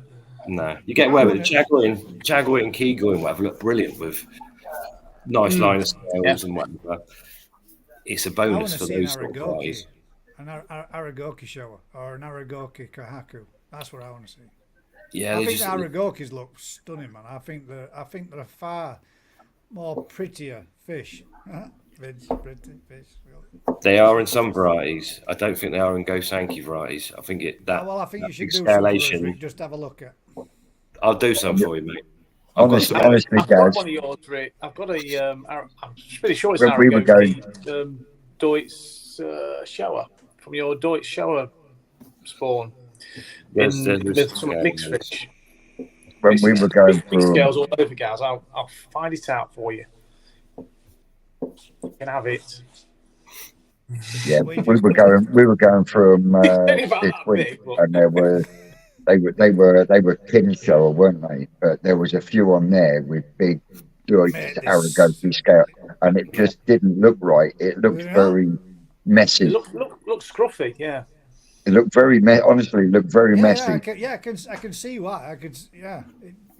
So Don't there's, always then- work, does it? I think the Kahaku Sankey Showa, that's why those farms that do those varieties do aim to get the pure level, that just absolutely scaleless fish, and they look much nicer. They do. They look immaculate. They look like plastic, don't they? They don't look real. Quick question from Will's Coy. Have you any idea what time it's on Friday night on Channel 4, mate? We've been asked by Mr. Webb, can the panel give Will's Coy a round of applause, please? I've got no problem with doing that, 100%, mate. Congrats, bud, and I hope for many, many more years of the rebirth to come, bud. Oh, look, Ricky's even stripping off for him. Look. Oh, even Well, going I to... think- Look at them, man. Yeah. Keep your hat on. That's Right, no well, beers, we've no not got heating. no more questions, guys, as in what's been sent in, but we have got a lot of fish to have a look at. Now, we can either these take things some involved. questions from the audience and you guys can bang a few more through if you want, or we can get straight into some Ginrin fish and call it an early do for once. No, let's get these Gimrins in. Come Let's on. get these Ginrins and that's it. Here we go. Let's get some Ginrin fish looking at. We started on Telegram this week. Oh, let's mix it up. Should we it. start with New Forest Coy's fish? Yeah, come on. Go on then. Why not? Let's give everybody a good laugh. Oh, Should roll up the Mark Gardner Gimrin Goshki. no, I didn't. No, Mate, you this, shot Quint. that first one, that's banging, man, that. As we were talking about Sumi, let's have a look at it. I like it a lot. Right, here we go. Can't see it, Gav. I know you can't, but I can. Right, yeah. Look at that. Banging, Now That's that- mint, mate. It's stunning. banging, mate. It's nice, isn't it? No Oh, possums no, this no, week, Rick. Hey, Jig says no possums this week, Rick. no, that's Sanzo. We harvested that yesterday. Yep, we did. Parent set. It looks stunning in the flesh. That's beautiful. Yeah, Omasako, both sides, Gimrin male, normal, female. Now, what do you reckon, Rick? What would you be selling a fish of that quality for? What's that kind of rough? I'm not asking you to put a bang on price on it, but what's your category? That fish, 3-year-old, about 700 quid. What's its size, if you don't mind me asking, roughly, so people would know? Because we're going to get this sold by end of evening. Yeah, just under 50, 48 centimetre. I think. 48 Yeah, cm. 48 cm. Man, that's a What lot. Of that fish, is worth. but every- Skeggy's dibs dip. There you go, Skeg. 750 quid, please, mate. Let's be having you.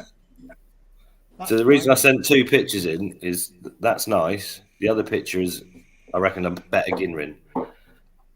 So the Ginrin quality on this, I think, isn't all there. On this one, Yeah, it's one of those Yeah. that doesn't. It's not on the black. the It Ginrin's just good on the doesn't white. do it any but yeah, justice, though, Rick. Yeah. The Yeah. photo's not To the be best, honest, mate. Rick, isn't it? Vince is going to be honest. I know what you're saying, Rick. It's, at the end of the day, if we look at the next fish, I think the next fish has got better Ginrin. Yes. Oh, yes. So if you're judging on Ginrin, I'd have to say that one would beat the Shiro. Yes. Yeah. 100%. That's the one with the green eggs, isn't it? That's a little no. That's the male to it. That's the male. That's the male. He's only got one peck though. He didn't want to sit still. Chris Taylor says he was about to say dibs until he heard the price. But what a beauty! It is a beautiful fish, that man. That. Worth Oh, every penny. Which would you go for if you had the choice? Public, what would you have, one or two? One. One. One all day long. Forget the Ginrin. That's mint. But Yeah. for The looking at variety- Ginrin, Yeah, that's better. yeah. It What, is. what age difference are these, Rick? Both Sanzai. Okay, yeah. Body structure on your Shiro's a lot better. Yeah, Yeah. the Shiro is female. This one's male. There you go. So you've got, and from a farm point of view, this one here is better. This for us. Yeah. Because that produces some crazy. That's produced a lot of the crazy Aragoki, Deutz offspring. Yeah. So Some of quickly, them are just to wicked. recap, just so we can do it for Will. This Friday, Channel 4. Next week, I think he said. So next Friday, Channel 4, 7 p.m. We'll all be watching. Yes. Come on, So Will. that's our Rick's Fest tour then. We'll just shut the show then. We're done, haven't we? We're done, Yep. yeah. Standard there. So that's Rick's, and we've also as we're going to go through.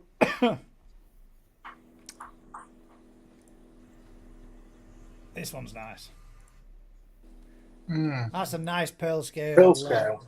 Kahaku. You really can see the lines of pearl scale, can't you, on that? Yeah. And that's Brett's from Kerrycoit. Nice fish, isn't it? Yeah. You don't see the top. But do you not think that Benny's a bit messy on the left-hand shoulder? We're talking about the Gimrin, aren't we? I mean, that Ginrin's mint, isn't it? Come on. Yeah. It's messy. It's still a young fish, isn't it?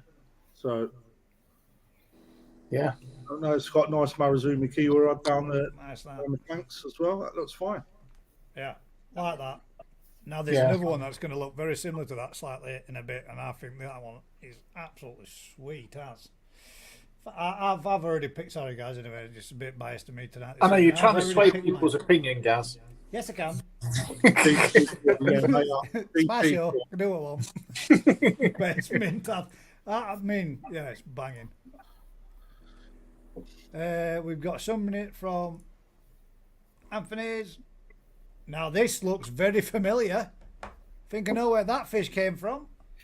It does, doesn't it? That looks very similar to the fish that was just on there a minute ago. And again, does, nice, doesn't it? nice Ginrin on that. Yeah, good Kimmerin. all There's right. actually a chance Yeah. that it's dad. Yeah, we've just had its dad on. Yeah. Yeah. More than likely.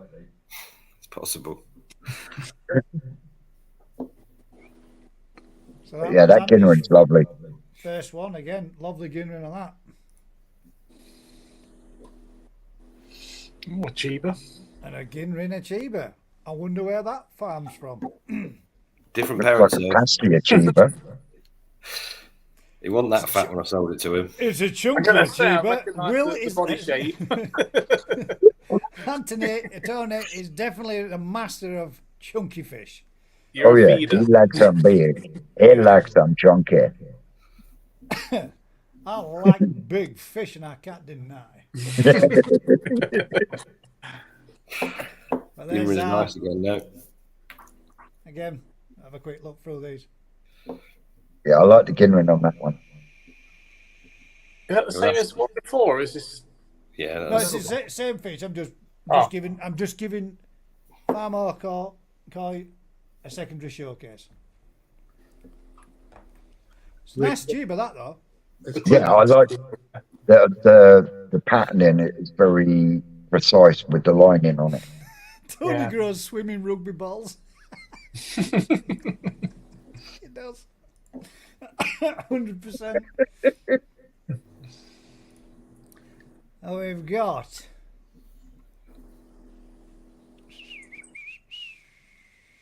There we go. Oh, we've done that one. We already. We've had Brett's on. Sorry, my bad. That is all that we got through on the old Telegram. So we've got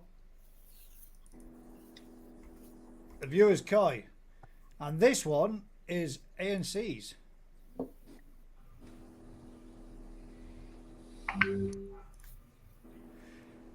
And that's one stonking Ginrin Chag. that's a beautiful shape, Joe, isn't it? Beast of a fish, man. Can we zoom in? Sure. Yeah, it's hard to see the Ginrin. Well, they made sure of that because, and I'm not giving them excuses in any way, shape, or form. They did say that they'd been trying to get good quality with some good light so they could show off the Ginrin, but with it being as overcast and as cloudy and as miserable, Yeah, they made I've sure had- they covered the bases by sending in the Ginrin so we could see the Ginrin. I've struggled like that. When you get the shadow coming over the top of the bowl, it just doesn't illuminate the fish at all. It doesn't light the Ginrin up. No, especially on single coloured fish. Yeah, it is difficult. Yeah. And There's a limit. I think, if memory serves, 82 It looks a big or fish. 85 cm. Yeah, and that's beautiful fish. Lovely shape to it, isn't it? Yeah, it's Yeah. a good fish, that. Look at the size and its chuffing head, man. Some right shoulders on it. Yeah. And Very it's Like nice. that one. oh, And it's in a bowl. And it's in a bowl, yes. Next one. Now, this one is 76 cm. She's now 82. I thought it were 82. Sweet. I'm glad I remembered it right. This one is Bethany's, which is Vicky's from Bubble and Finn's daughters. She's picked this little one. So this is the winner. There you go, look. Let's go full screen. And the reason why, this is the winner. So everybody follows this one, whether you like it or not, because this is a child's fish. And at the end of the day, she wins. So she wins, and it encourages us to get into it a bit more. So whoever comes second to this. But really, you're not, if you know what I'm saying. Sorry. I'll let the child think she's won. But that's a nice little fish. I wonder who's the breeder of that one. Oh, no, yeah, I have a vague idea. Any idea, Dad? It does look familiar, yes. Does it look familiar? That's Possibly one of St mine. Daz's Koi Farm, 16 cm. And it's a winner. And it's a winner, Daz. You've done Oh my it. God. Congratulations. It's actually happened. So everybody plays second fiddle to that, whether you like it or disagree or not. Don't really care. Because my little mate's just won. So that's a good one. Before Daz. Well, no, not Daz. Definitely. This one is, well, there's three fish, all the same pictures, but I think they're slightly different. So just to see if we can appreciate the difference. And it's Martin's from Koi Water Plants and Rams. That's the first. But Nice. one of them's going to be the better of the three. I can't remember which one it was. So I uploaded all three. Got plenty to do. And that's probably the best photo. so that one, mate. The next, that's the better one. And that's the better one? Or Yeah. That one? Yeah, I think the first one's the better one. Yeah, I think that's the best one, isn't it? That one. There you go. So that's Martin's. Got a nice from, balance to it. Yeah. Pretty fish, isn't it? The Ginrin doesn't show up on the black again, though, does it? It's like my Shiro. It's like the black doesn't allow the Ginrin. And he did say what size it was. If you bear me 1 second, I shall tell you. It did say it is 27 cm, bred by Issa from Shinoda bloodline. Issa as well. I didn't know Issa did Ginrin once, but Shinoda obviously does, doesn't he? Yeah, Yeah. the stoom is a bit further developed than what I would expect from an Issa fish Yeah. for that size. But yeah, still a good fish, mate. Dino Yeah, says definitely. ANC koi, all your koi are fucking massive. That's because he feeds them bacon sandwiches with Sakai Ikari inside it, mate. There you go. That's that one. There you go. It's nice. Yeah. Thanks for taking part, mate. Now these are all jigsers. So we've got a fair few to look at. There might be a couple of duplicated. A little Ginrin Goshki Nice little fish. or Goshiki. No, Goshi. Goshiki. That's the first one. I think that's the same fish again. Ginrin looks better there, doesn't it? It does. Oh, but That shape. Nice. Ginring going through there to me. yeah. Yeah, so it does go through the sumi on that one, doesn't it? Yeah. Yeah, it does. But was that a shower? Well, yeah, it It looks is like it's on the got other some side. dropping Looks a off bit there, of, bit doesn't of it? Benny, yeah. Two faced. Tail as well. Two fish for one is ideal. Yeah, there you go. Yes. It's got a tiny little bit dropping out there. Do you think that's dropping off? become a Shuru It won't, yeah. Yeah. It probably is losing it, but it probably won't lose it all enough. Damn it. Sod's Yeah, it's law. going to have that People- rogue scale or two in it and just going to like this one down here, all on its The, own. the problem with fish like that is they quite often develop secondary benny around the face and underneath them. So even if that red does fall off, more will then develop where you don't want it. Around the gill plates as Around well. the bottom of the gill plates, yeah. So, yeah. But the Gimrin's nice. Pool Pond Apparently. UK says, what is that fish? Apparently, that's from you, Ricky. There you go. It's one of my showers, look. Well, so the sumi's good on it, mate. You know, Yes, yeah. You know, for a young Yeah. fish. Look at the positives, Rick. To be honest, Oh, mate, that's so harsh. There's not a lot of negative for that fish, man. It's not. That's a decent fish. It's a one of good those, win on isn't its it? mint. I mean, The pattern's desirable, isn't it? You know, but when you look at the fish is quality. yeah. it's Body one of those structure. you get loads of showers like Gimrin's nice. Shiros. But I like the way he's got two fish for one. He's got a Shiro on one side and a show on He the other. has, yeah. And So that's on what one you said. side of the You see, pond, you can Craig. look. I mean, check out my shuro. Check out my shower. As it comes different ways. Isn't it? Would you like me to check my Shiro out? Hang on a minute. It's got nice Montaguro on one side, isn't it? Yeah. Now these ones are dazzers. So I'm hoping I managed to remove all the insects that were in on this one as well. I thought that's all been deleted then, Gus.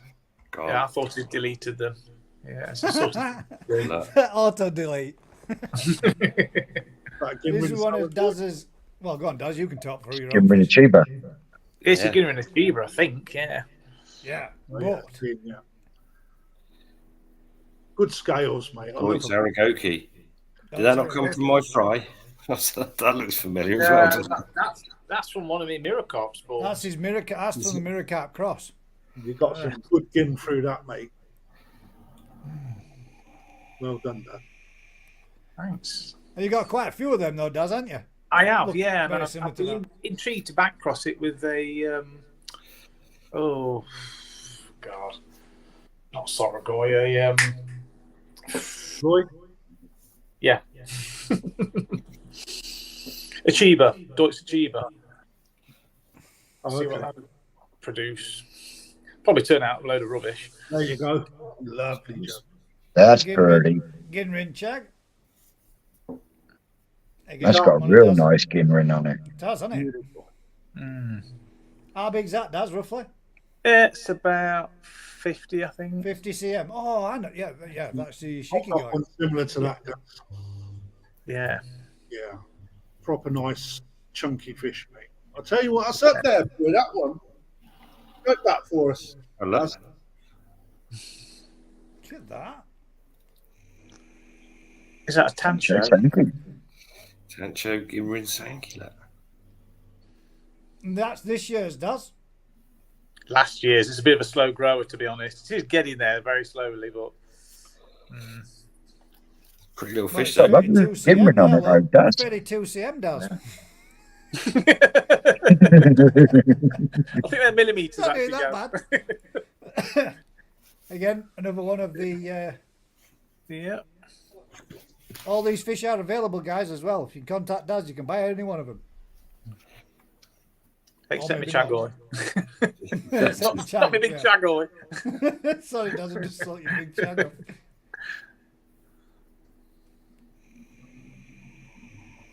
They look pretty cool when they're bigger. Keep a few of them growing on.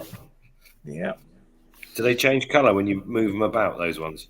Look at that one, man. I don't know, to be honest. Christ. That's some No, I serious like gimrin. that. That's an Achiba. That's a window fish. Definitely. Did you cross that one from the saggy by any chance? I can't honestly remember what. I know it came from a Sorogoi. It was and the Chagoy. Sorogoi with the Ginrin Chag and the Deutz Achiba, wasn't it? that? I think it was. Yeah, I think it was all three of them in the mix. So God only knows.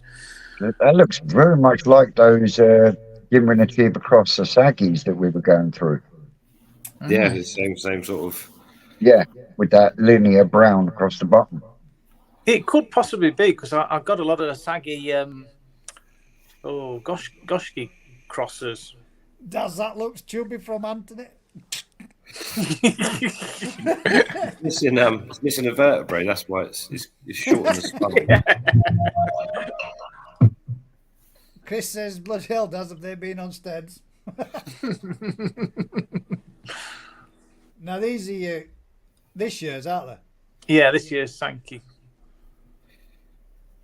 I think they're all Ginrin. Yeah. But these are... Got these music are, going on. Yeah, got Japanese music. these are the ones that were with the Kiyotsuri, weren't it? Yeah, As cross well, with the crossed into Kiyotsuri. it. Yeah, They're a little bit metallic as well as Ginrin, aren't they? they are. They are. Yeah. It was a Kingin. Kingin Utsuri. It was a Kin Utsuri crossed with a Ginrin Sankey. That's it. So That's it, yeah. you end up with Kin So, Ginrin. Kiyotsuri. The Kin Kiyotsuri with a Ginrin Sankey. Yeah. There you go. Well, honestly, Daz, that's not as bad as the Shisui Sankey I've got in the growing-in tank from Rick. Yeah. Did they not pan out? They're pretty little fish for little fish. They're no good for growing. They look weird. They are weird. Benny's nice on a couple of them. The Ginrin Karkos. Yeah. Got more Ginrins, you know what to do with, haven't you? There's bloody thousands of them. People like sparkly fish, apparently. They do. What parents is them was from? Because that's not from the big female you got. No, it? these are Rick's. I don't Dining blame room you. Forests. They're the ones that should have been culled out from the showers. Exactly. He does, yeah. Told you, Rick, he struggles with the culling. I just wanted to rear them through just out of matter of interest to see what they turned out like. How they change. Yeah. Yeah, Progression different. fish. Yeah. I think these are some more of this from the Sankey spawn. So if anybody's short of a Ginrin fish for the next time round, Daz has got a He's few. got plenty. That's got plenty. Now then, while we're on the subject, One of your Arawaki's there, Rick. we Is are. that one of mine, Harawaki's hiding? Yeah, he was. I did post in my community post about doing a little bit of a fun. There he is. Oh, look at that. Show. Been seeing some of them lately. Yeah, we see a few of them yesterday, didn't we, Mush? Nice. No Ginrin on that, though. Disqualified. Disqualified that one. Daz is interested in doing. He reckons he could probably get together at 50, roundabout 50, Benigoi as a bit of a fun grow out. 10 quid a fish. All proceeds go to Daz's core farm to help him with further developments. If anybody's interested, drop me a message on the post in my community post. If you're interested, then we're going to do a little bit of a grow out just for a bit of fun, just to see. One of the main reasons is Daz will get to see how well the fish do and how well they progress, but in different conditions, different temperatures, different ponds and what have you. So it's a bit of a science project for us to find out a little bit future development for Daz's fish. So Where the Benigoi from? He's Do you know Daz's own spawn. Yeah. I know, but what parents? What? I think now. They've got is it Hajiro in the bloodline where they've got the white tips to the fins? Hijaro, yeah. Yeah, Hajiro, that's it. Or Hijaro. Hajiro, that's it. Yeah. Who do we message? Message me on the GKP or Gazza's Koi Pond community post. There is a little community post about doing a little bit of a grow out. I put the question in there, and I also put the question in on the Facebook group on Gazza's Koi Pond. Drop a little message. Anybody that's interested, all the event will be held down at Dazza's Koi Farm. We'll be all getting together, pick a fish. There we go. People go away, grow them on a bit, see what they do in 12 months. Some are just normal scale and some are Ginrin. I think they're about 50-50. Yeah. How many did you give us, Daz? I don't know. A I lot. was bored. I was One more just video flicking to through come. my These are all photos. Daz's Ginrins. They're quite unique, those sort of yellow and black Sankeys. Yeah, it's like you've almost creating Key Becco. You go on. Yeah. That's what they remind me of, Key Becco.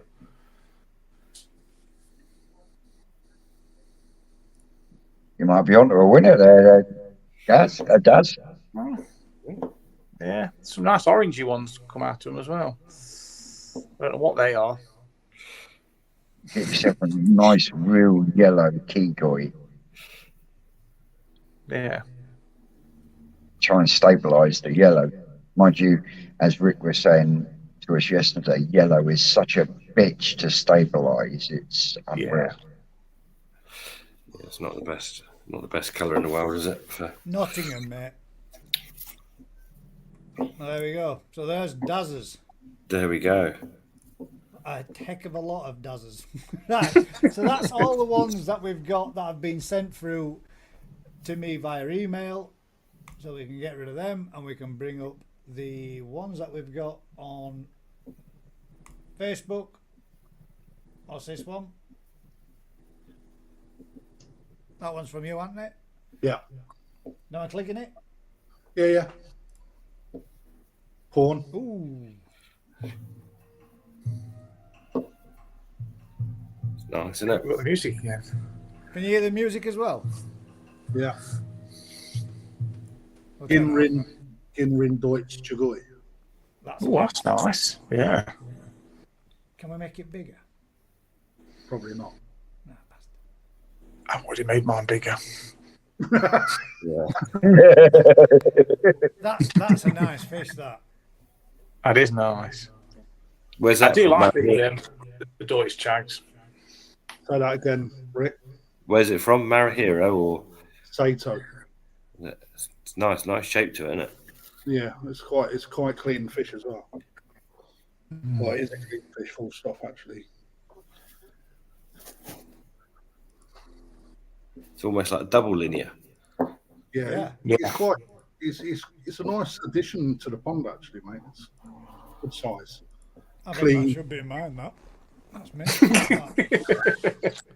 That's very nice, mate. I like that. I like a big... I love this. I think, again, because it reminds me of mirror carp again.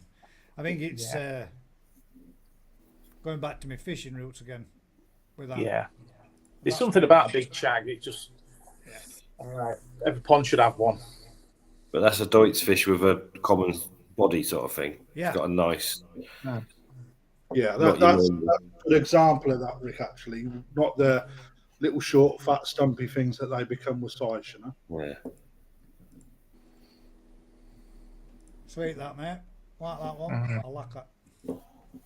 That male crafty. Female. So, here we go. Let's bring on... There's a lot. God damn it. So these are a bowl full of Ginrin, and I've forgotten all that said then. I think they're Sally's, these. Oh, that's nice. This is somebody that's almost got as much Ginrin as you does.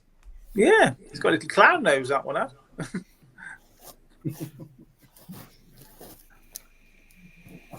And I think these are New Forest Koi fry too. These are some fry from this year. Yeah, looking at them. Yeah. Oh, they're nice.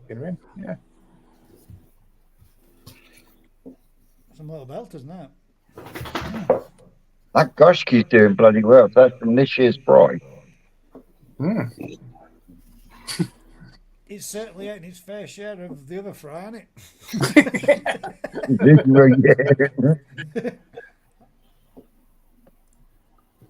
And those were Sally's. Loads of sparkle. Wills. Ginrin. Shite. Asagi. Where's this one from, Will? Probably know those ATP ones from around the corner. Which, if it is, it's New Forest Koi. Oh, Adam Byers. Adam Byers.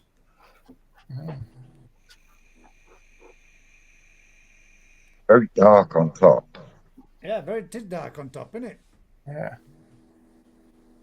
It's got a nice clean head though.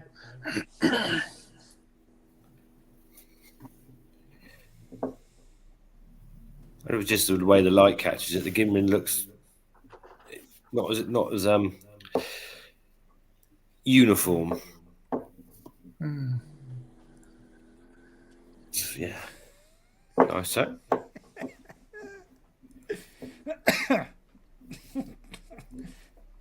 Jigs, man. You get me every week. We all like a good chag. We certainly do, mate. There's a Ginrin chag again. Is that Vicky, Will?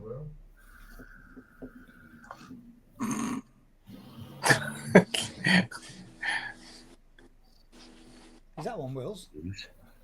No, that one's Sally Harfield's. Ah, I thought we were on Will's. Oh, we passed Will's. Will's only at the one entry this week. He's bet all his brass on one. Is that one Sally's? Ginrin's nice on it, isn't it? Yeah. Shame about the little shimmies coming up on it, isn't Odd it? shimmy and a little bit of carpet box there as well. But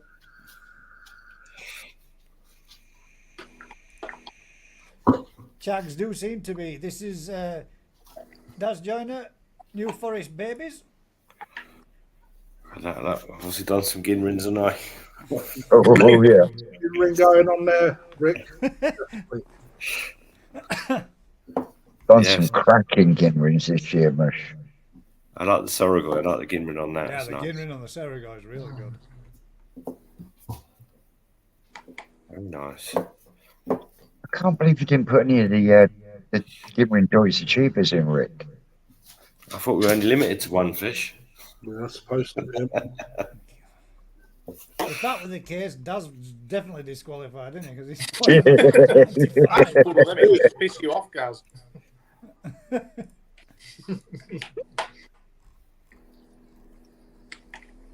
Sally's little Ginrin Achiever. Nice as well. Too. That's pretty. That is nice. That's what Tony should look like. Yes, Tony. Take heed. I just lost mine. My big achiever. Yeah, you did, man. That was a sickener, that, man. Yeah, good. That's nice, that Sally. I like that one. What happened to it, Crafty? Jumper, I think, mate. Oh, bloody And hell. then Nothing you can do about that. no, it's not, mate. This one is Chris Taylor's Ginrin Achiever. Serigoy. Good Ginrin on that as well, isn't it? Yeah, That's that's proper yeah. stuff. Looks fairly uniform. Tell you what, that's a nice fish, man. That's one of the best Ginrins we see. Yeah, lovely clean head, man. Yeah. It's hard. Nice light grey as well, though, isn't it, that? Yeah. Good fish, that, Chris. Oh, the little video as well. Sweet.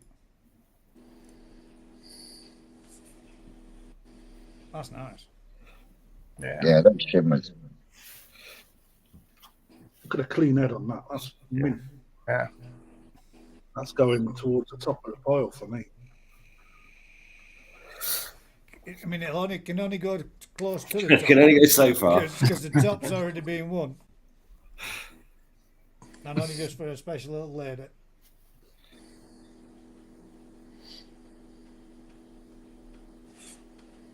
If nothing else, it'll have made her evening, won't it? So. Yeah.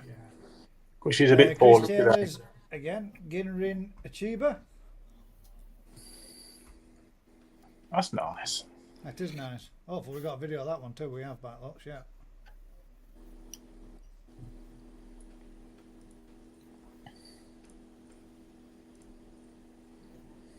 That is nice. Mm.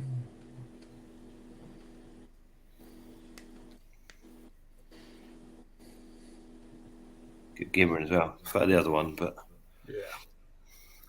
ANC says, for me, it's still Ricky's second koi for the Ginrin, hands down.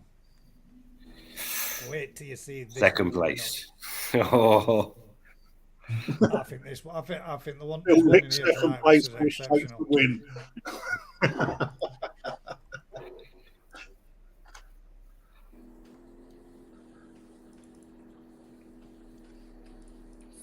Darker Achiever, is it? Yeah, that is, yeah. yeah.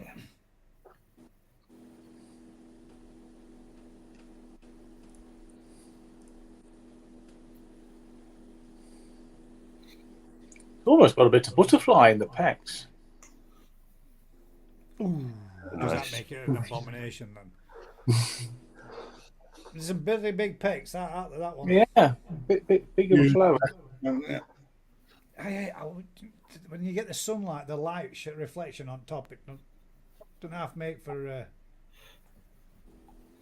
Hard to see, isn't it? Yeah, difficult to tell. The Gimrin's only on the grey, it's not on the brown, is it? Yeah, Well, it's not not. as obvious. Yeah, it's Sorogoi wins Yeah, so far. Saragoi for defo out of that one so It is. far, mate. That's the same one again, isn't it? Yeah. So then we've got another. This one. This is one he picked up from Tony from Farm Koi. Tell by the body straight away. That's very I recognise the shape. He does actually say it's a bit. She's a bit of a chunky girl, but he likes her. So end of the day, that's what it's about. Body volume, isn't it? Look at that. that is body volume. It's That was 90 concentrating centimetres. It looked cool, wouldn't it? the same sort of massive, would you?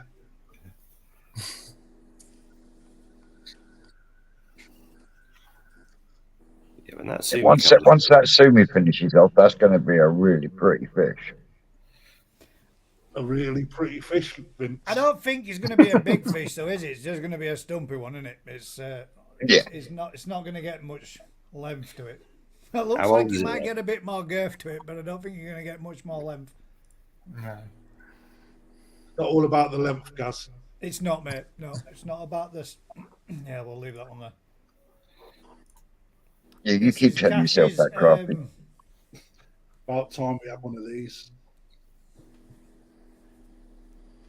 That's nice. Nice shape to that as well, isn't it? Beautiful body shape to it. Look at that body. Whose is this? It's Cashew Koi's. Or Paul Cashins. It's a good body, man. That. Yeah, it does. Is that the Yoshiki Goi one? Let's. Sorry, Cashew. First 64 Ginrin Chag supplied by My Boys Koi. Marinia. Well, here we go. Yeah. Now then, 30 more comments. Jesus Christ. There's a lot of Ginrins tonight, ladies and gents. These are Gavin's, Gavin Bucknell's. In shower. Ginrin shower. Well, 2 Ginrin showers, yeah. And we've got 2 videos as well. Suda. The Suda. Okay, that's surprising. That's pretty. It is, isn't it? Yeah. Yeah, if you'd have said Hiroi, I would have believed you a lot more than Suda. Yeah, for a Suda fish, that is very pretty. Suda's the one that does all the butterflies, isn't he? Yeah, he's the best at butterfly. You don't see many Not, so, non-butterfly come out of this one. not such a big a fan of that one, to be fair. It's the same. The Ginrin seems to disappear in the Sumi again. Yeah, like, that's the Yeah. thing. It just disappears off, doesn't it? But that said, it's still a nice fish. That Yeah. nice swimming around. Yeah. He always seems. It's like that big, massive one that we saw at the show. Yeah. When we've seen it this year, the Ginrin that was on the Sumi on that was. It's gone too far, hasn't it? It was. Well, its the way year back before it again. were absolutely mint, Yeah. and this year didn't look to be nowhere near as much showing through on the Sumi as what it did the year before. Year It seemed previous, to have been swallowed up, didn't it? Some of the Yeah. the Ginrin. Yeah, I can't put. Sorry, Danny, my mate. I'm sorry. I'm using my phone as my camera. So unfortunately, all those pictures that you sent through, mate, late entries, bud. As I did say before, I can't pull them off because I'm using it as a camera. Mind you saying that though, sometimes Ginrin that's not seen actually embellishes the fish better sometimes. Take Ginrin Groshki, for instance. You know, if you've got real nice floating benny and That then was nice. Ginrin in between the benny, I think that sets the fish off.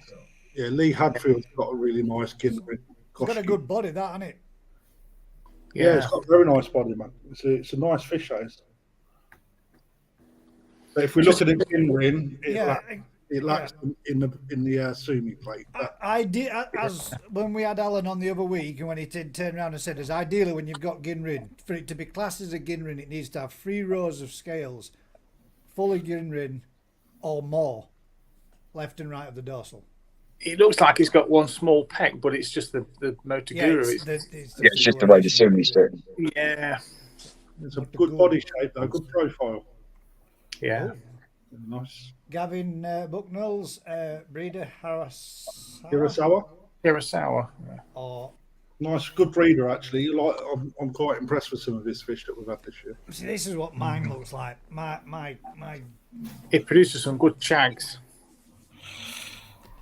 My Ginrin Benigoy.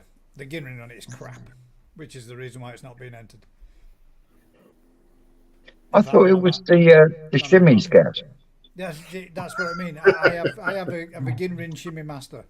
It's gone from one shimmy now. It's now got 7. Fucking hell! It's a pile of crap. God. Yeah. All of those went the same, didn't they? It's going to be a science fish. We're going to see if we can remove it. It'd grow well, mate, wouldn't it? It'd grow well. Oh, it is growing, and the benny on it's. I mean, it's way deeper than that. A lot more. Can you not take the shimmies off? It's 7 of them. They keep coming. It keeps coming, yeah. 6 or 7 of them, weren't the Gaz, and everyone went the same. Yeah, they have, yeah. There you go. Nice Ginrin again. Good Ginrin. That's Strong Ginrin, that. yeah. Who was the breeder on this one, Gaz? That one is Izumiya. Yeah. However you pronounce that. A couple of little shimmies on the side, isn't it? Unfortunately. Famous for the Yamabuki. They're prone to it, aren't they, the Ginrin shag? Yeah. Ginrin Lemon Harawaki. I'm going to say, what the dickens is that?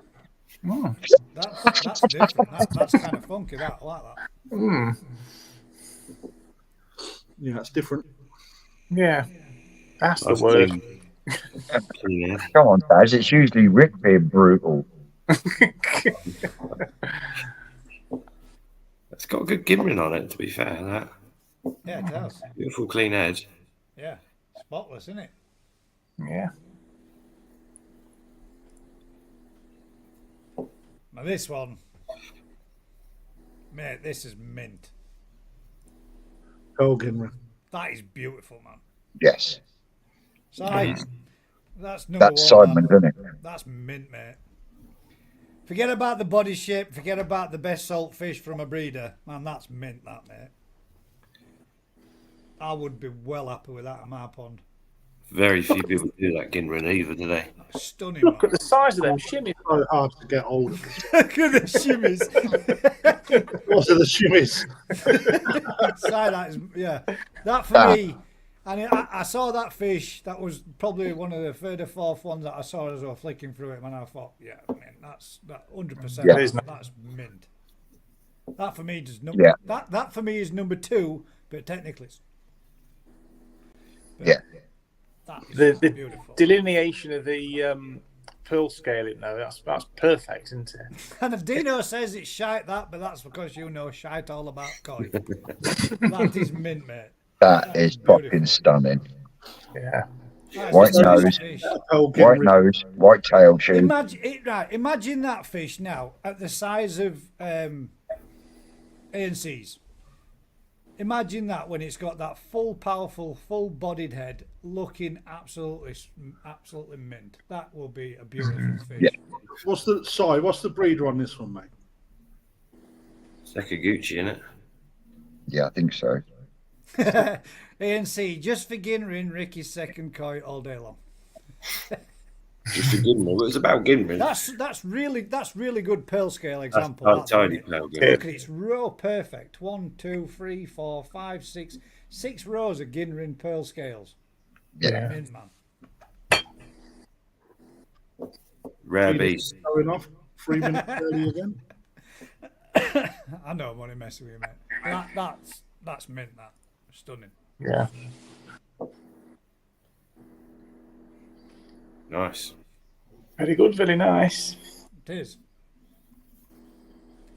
I mean, look there, straight away, as soon as I've seen it, that's mint.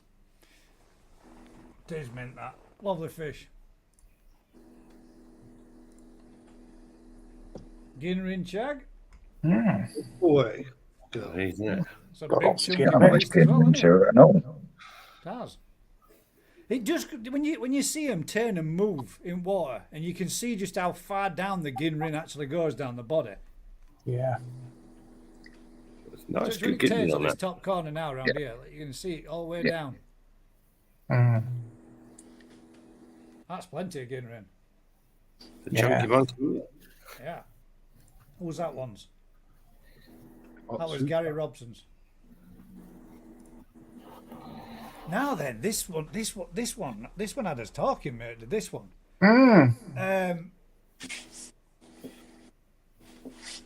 Is it a This Tanuki? this is a Gin. This he says it's a Ginrin Golden corn. golden corn. Yeah. Now I had to pause this to have a look at it and think, is that Ginrin? Yeah. It's It Ginrin. is when you see it come up. There we go. Oh, you bastard. There we go. I tried. It took me ages to pause it in the right place last time. That, mate, I've said all along that I think them are horrible, but that's nice, mate. I like that. But you got to be lucky, Gaz. This, right, the golden corn. They're not all looking like that fish. No, I know. That's what I mean. They're so fucking hit There's and lots miss. of examples of a Yeah. golden Some- corn that some I of them think do look look horrible. It's a nice That's, show in the top that, left if they corner. all look like that for me, they'd be a mint fish, and it would be one I would have. Yeah. That's really nice. I like it.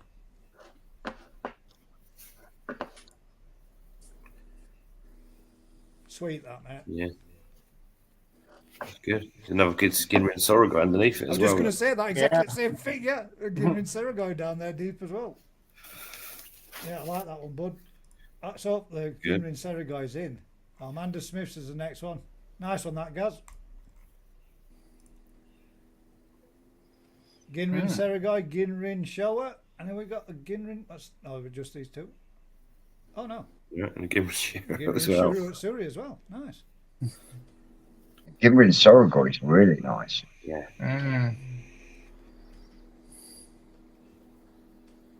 That's not the same as Chris Taylor's one, isn't it? Just clean, good Ginrin. Yeah. I mean, I know my so I've got my three so far anyway. But that's a nice Ginrin Serago. I might have just knocked Chris's off. Chris's were nice, but that one's nice as well.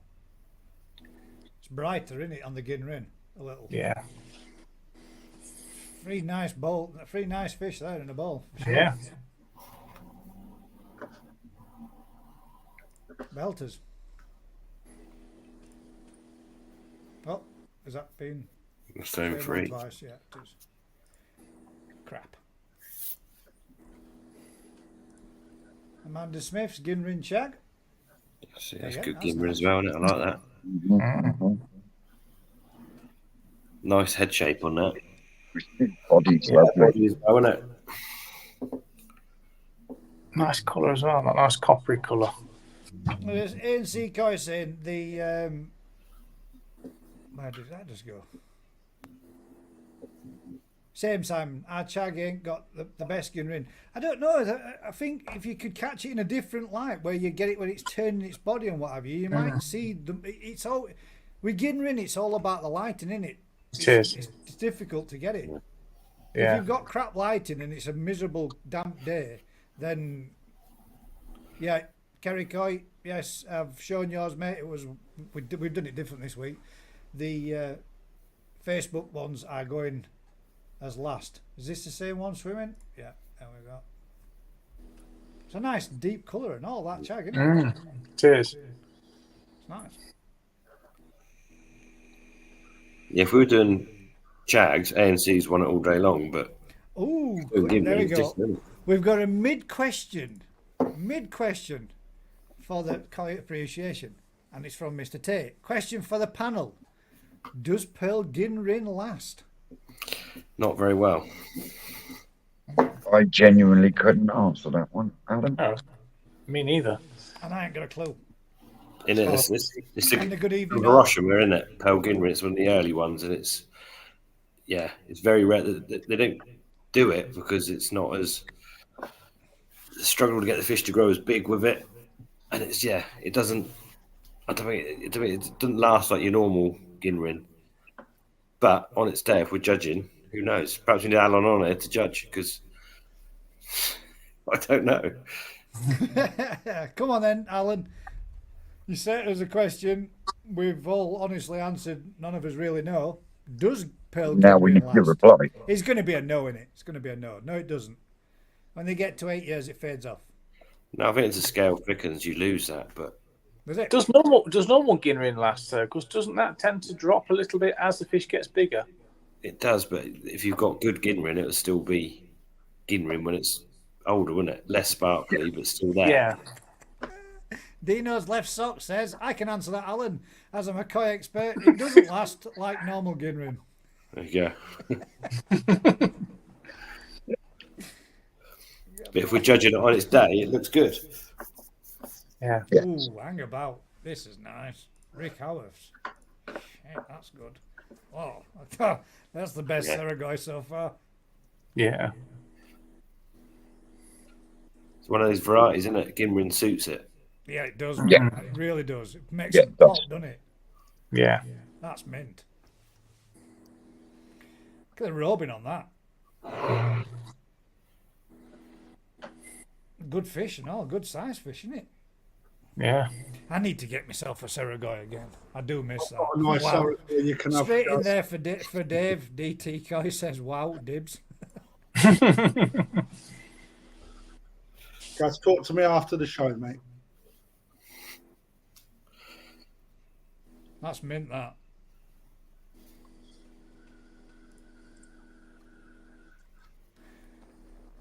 Now this one.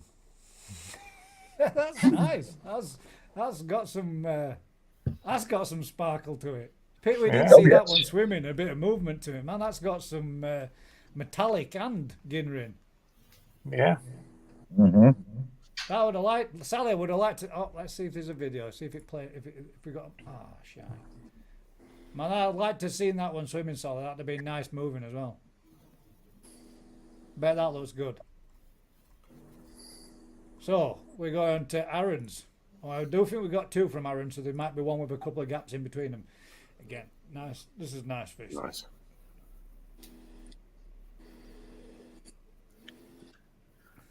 That's good. Sure, Suri. Mr. Tate should appreciate that.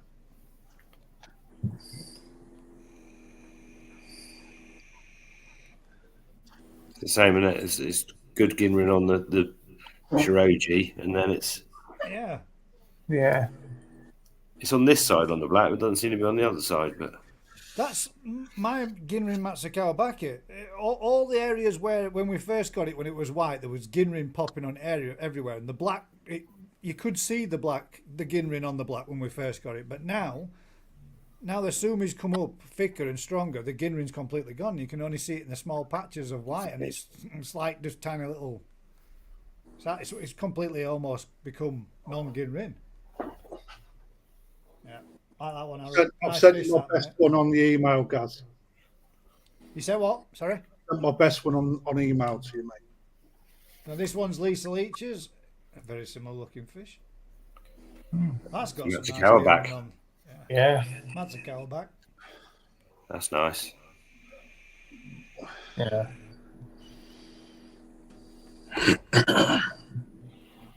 Yeah, that's nice. No, like that. didn't forget Aaron. Yeah, I like that. Yeah. That's pearly. That looks like it's going to get a lot of on the head plate, like a lot of zoom is going to come up making a nice horseshoe on the nose. That's what mine did, and mine changed, went real dark, all the head filled in. Is this Nigel and Lisa? Yeah, Yeah. Nip and Coy's. Well, this is Lisa's, but Nip would claim it to be his, but this one's definitely Lisa's. Might grow as well as Lisa. Am I right, Lisa? I bet I'm right. You are right, mate. Nip will claim it's his, but it's definitely Lisa's. And the Ginrin Kahaku. I miss mine. That pisses me off. I got a nice one in the auction on Saturday if you're interested. Man. I might be interested, but my wallet's not. I've got a very expensive Friday, mate, coming up. It's not going to be. There ain't gonna be no change left in my wallet. I'll take credit. Doesn't the father of the bride get a gift? Now there's a fort, Rick. That is a fort, mate. I shall have a Ginrin Serigo and a Ginrin Kahaku. That's nice, that. It's good, yeah. Yeah. Good Ginrin again. There has been, to be fair, with the Ginrins tonight, as somebody just said further on there, there has been some really nice fish. But for me, all day long, I prefer Ginrin on my fish than not to have. It just gives them that. It's that sparkle that catches your eye when they turn or shift or move fast in water. Nice. I am swinging towards Ginrin just lately. Yeah. I'm glad you finished that off, Vince, because I thought you were just saying you were swinging. Fucking hell. And that's Aaron's Ginrin Shag. That man, it has darkened off that bugger, hasn't it? Hot one, Is that yeah. Aaron's? Nice chocolate check. There's a lot of It is as well. life for Shit, Ginrin, isn't man. there? There's a lot of people with Ginrin in their pond. Aaron, that fish has grown. Is that Aaron's? Yeah. Nice That colour, were a isn't it? knobhead at the beginning, it, yeah. What's that about? 35, 40? Did he or did he not refer to that fish as a knobhead? As He did, yeah. Chew all his plants up. Yeah. The only thing about chags, the slightest little knock, and they get that little black bruising. Yeah. And it never goes. Oh no, it does. It does drop off. It does, just takes a long It time. just takes a long Don't mind time to go. I thought my chag were ruined when I brought it home, and it ended up with that bruised nose, but it did come good. Simon Smith. Ginrin, that's a Ginrin as Matsukawa. well, isn't it? Huh? Sure, isn't it, Sarah? Nice fish. That's a nice fish in the making, that. Oh yeah. Couple more years.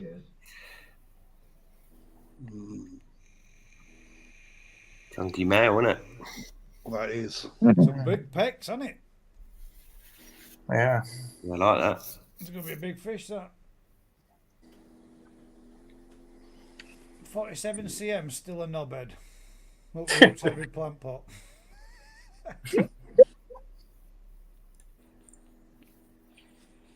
Simon Smith's.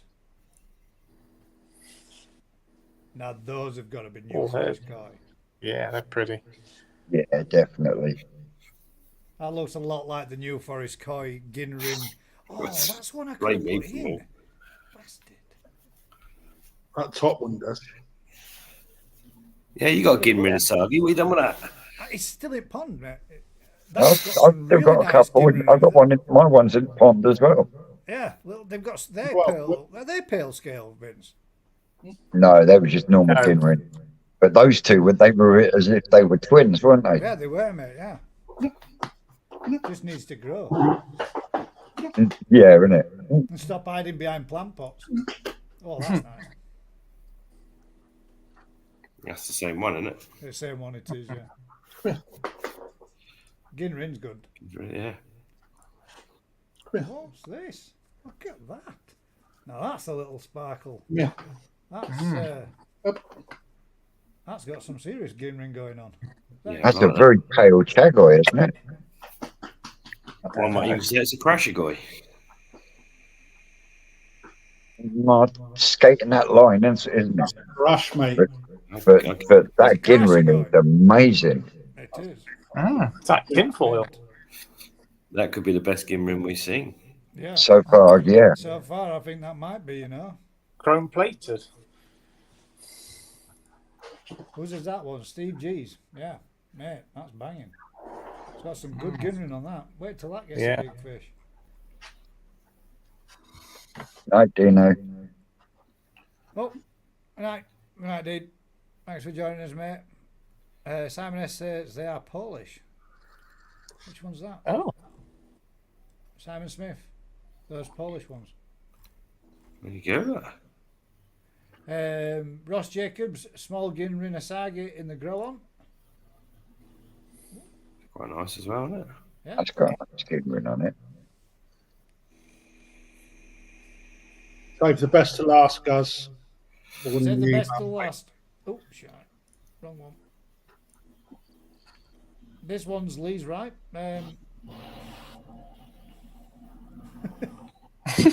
Somebody want to advertise some clocks and plaques and stuff. There we go. That's not going to play. That's just a picture off of a picture, isn't it? What the way to point at them. Will says, let's see that clock, Gaz. This is not clock appreciation, mate. This is Ginrin appreciation. Well, we'll go back. There we go. That is nice, huh?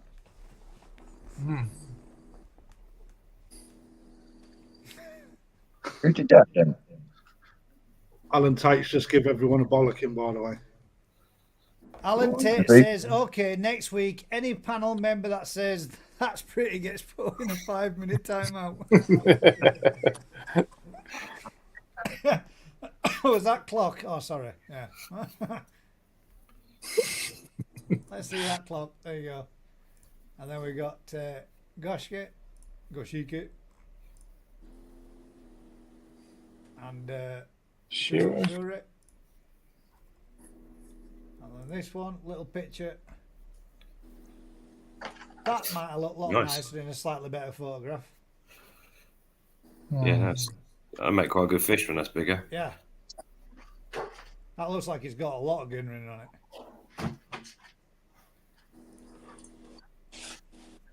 Now then,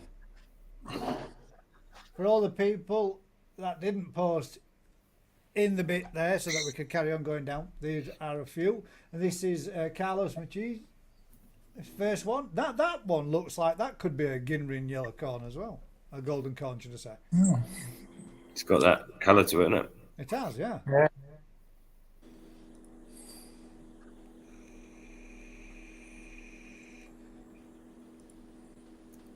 Got a good Gimrin on it as well, isn't it? It has got some good Ginrin.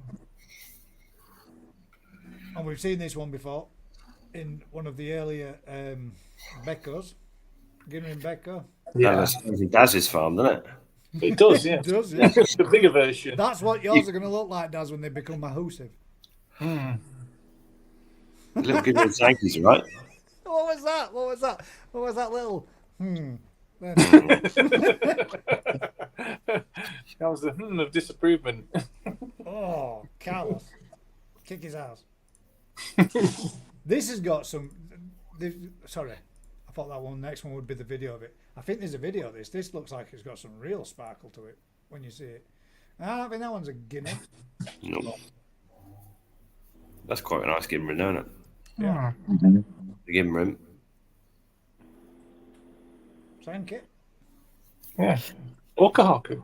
I do prefer Gimrin on the single coloured fish, don't I?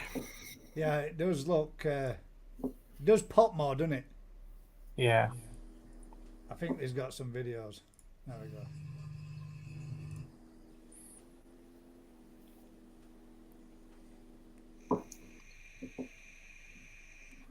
Carlos says, "Don't." Carlos says, "Don't hold back, Daz." I'm getting a flash of the future here.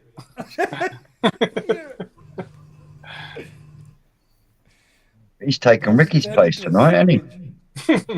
That's nice. That I like that. Very birdie. Oh, 5 minute Oh, timeout. Well, we don't pick a winner because there isn't a winner.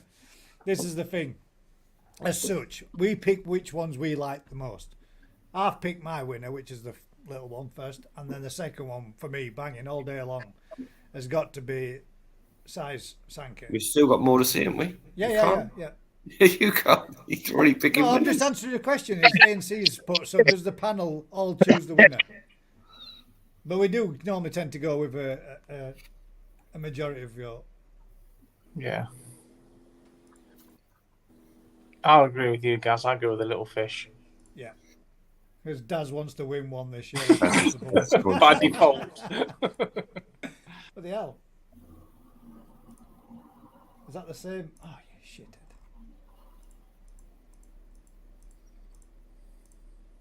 I'm sure there was a little video of that gold, of that little gold one. Yeah, there, look at that, man. This looks like a bar of gold when it turns in certain lights.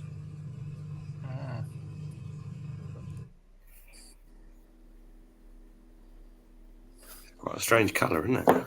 Yeah. It is. Midori Goy-esque. Yeah.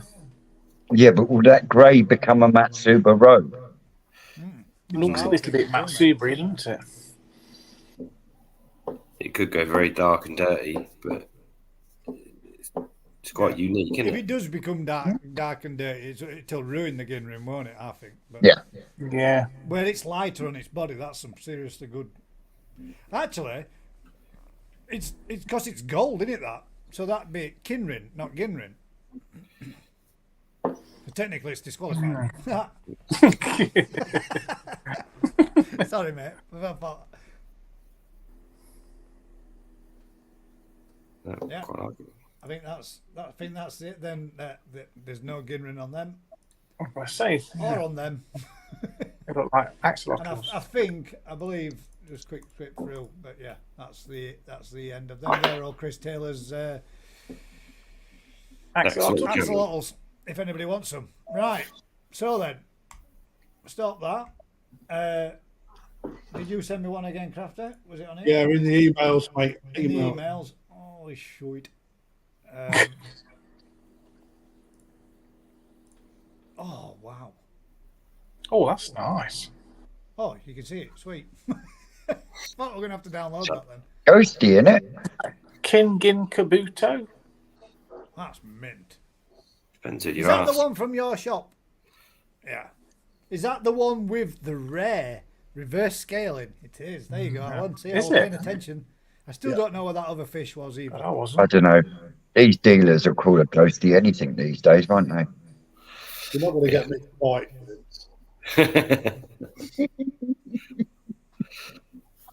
Is it? It's Makashi. Makashi, Ginrin Makashio. From Satan. There's not much between a Makashi and a ghosty, really, is there? They come from the same kind of place. Just that's a nice example, isn't it? That's Yeah, but this is like a one in a. What was it? One Mr. Tate, million. Alan Tate said this is something like 1 in a million fish because the scales are the reverse way around to what they should be. Ah, pretty coy. Haha, I'm out. Timed out. He's just timed himself out. Such a twat is out. Can you zoom in on the scale? Can you zoom in on it?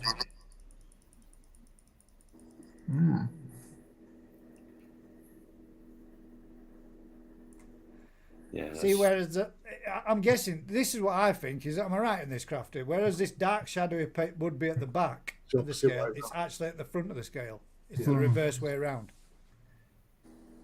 He kept me researching this for like, I think it was. Yeah, he's got me with one, mate, and I can't find the answer to it for shit. I know the answer to yours, mate. Yeah, I thought you might. Came to me though, guys. That's why I couldn't find the answer for shit either, mate. But I've tried googling rarest scaled fish, koi fish. I know, may not find shite on it. Yeah, I'm just trying to.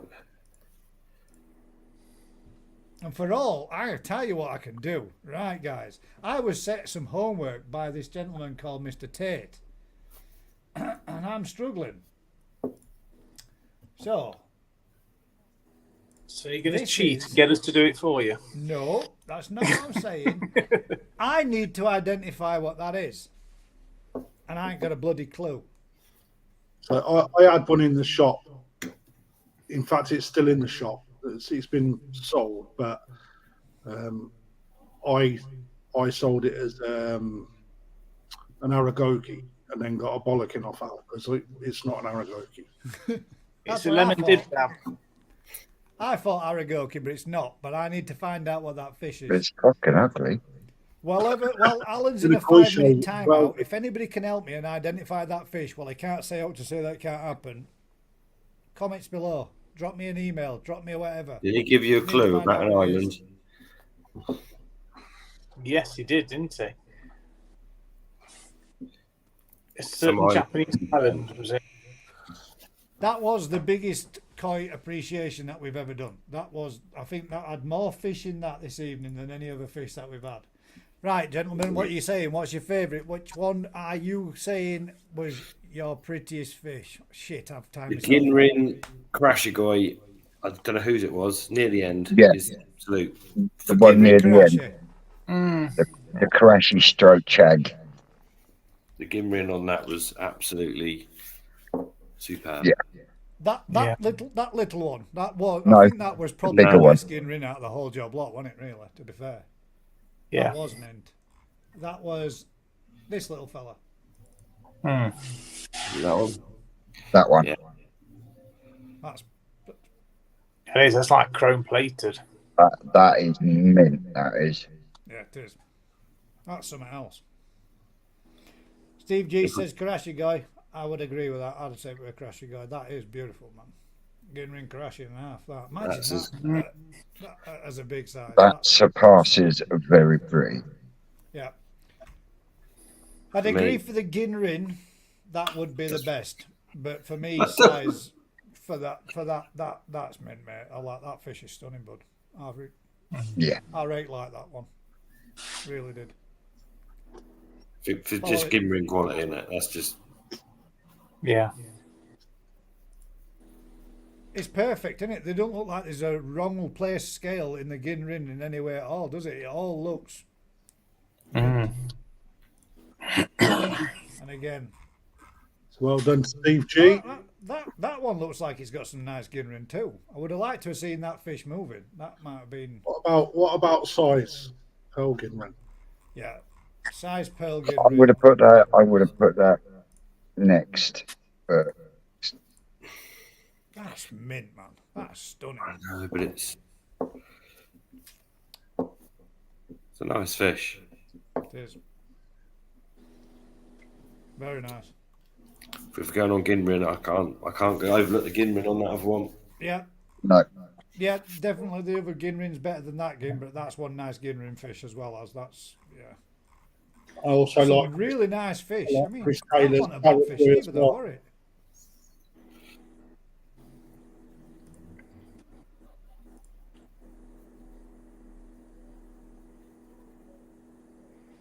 that's Cashy's one, isn't it? Yeah, that's Yeah. good. Yeah. Kerry Coy's asked there, did you only get mine and size pearl Ginrin, Gaz? Yeah, the only two that were pearl Ginrin was yours and size, and that's a nice Kahaku, mate. It's not so often you see Ginrin Kahaku pearl scale. Chris Taylor's Paraguay was good. Yeah, Chris Yeah. Taylor's Saragoy was good. There's a lot of good fish, isn't there?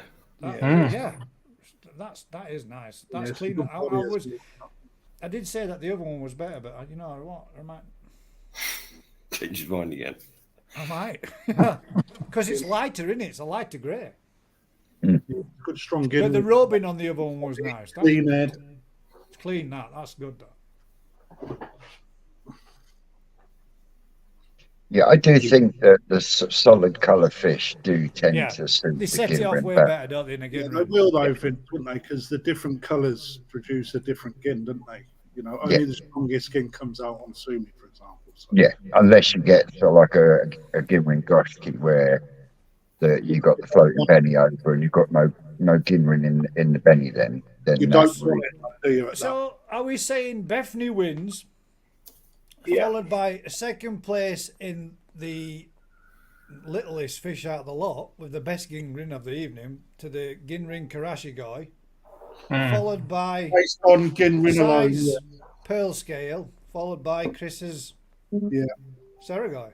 Yeah, let's do that. Someone sent me loads of spaghetti hoops.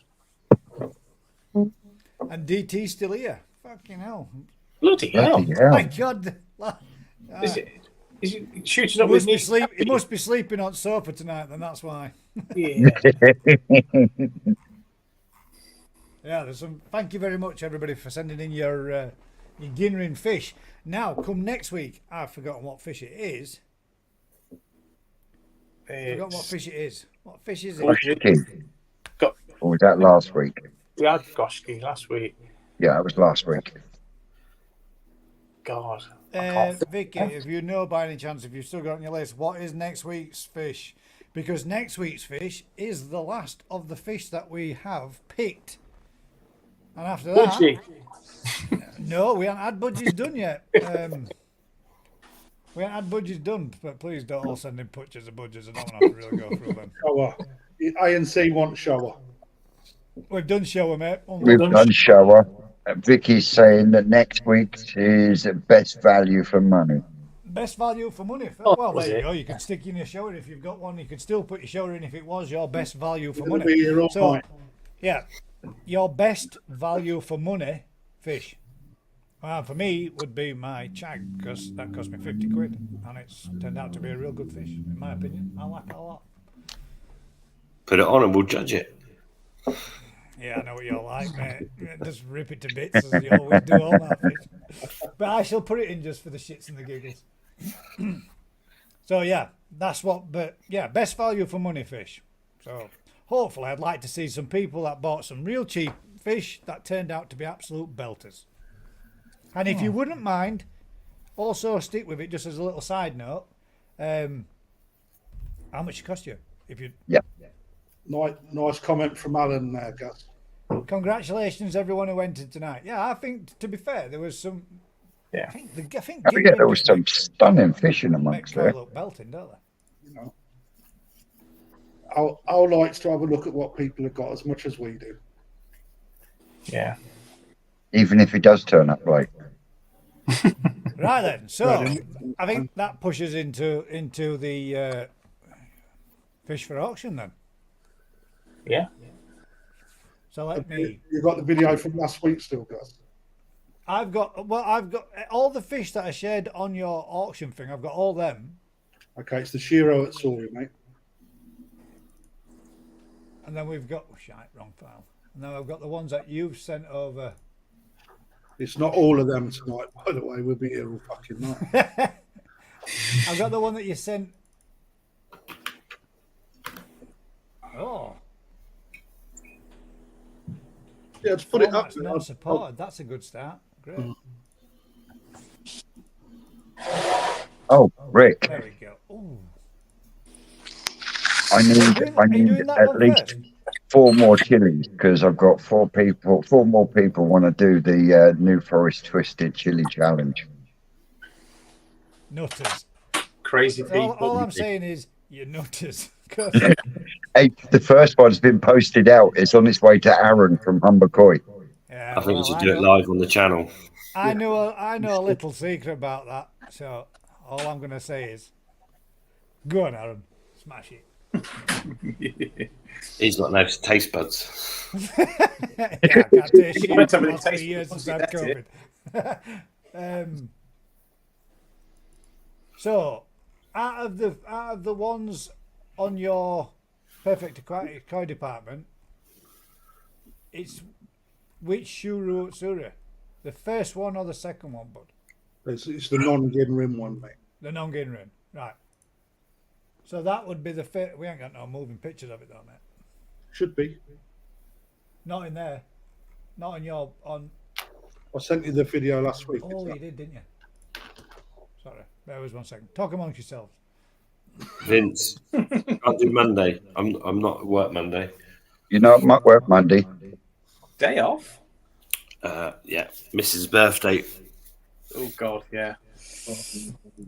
so we're off out. All right, I'll give you a call tomorrow. Oh yes, Christmas shopping, I believe. Oh, joy! Is that a punishment? I mean, we haven't even hit November yet, mush. Mate, just means pub lunch, I reckon. Yeah, that sounds good. You sent it me in an email, didn't you? Yeah. Yeah, do it. Yeah, oil size. Bang it through again. I can show the first one. Yeah, the one do that that. you just sent over tonight. Yeah, You do that one first, and then you Yeah, send the other one over while we're doing it. whatever, mate. Either or. Well, you getting people to bid on them now? Are we critiquing them? Critique them, mate. People can bid on them.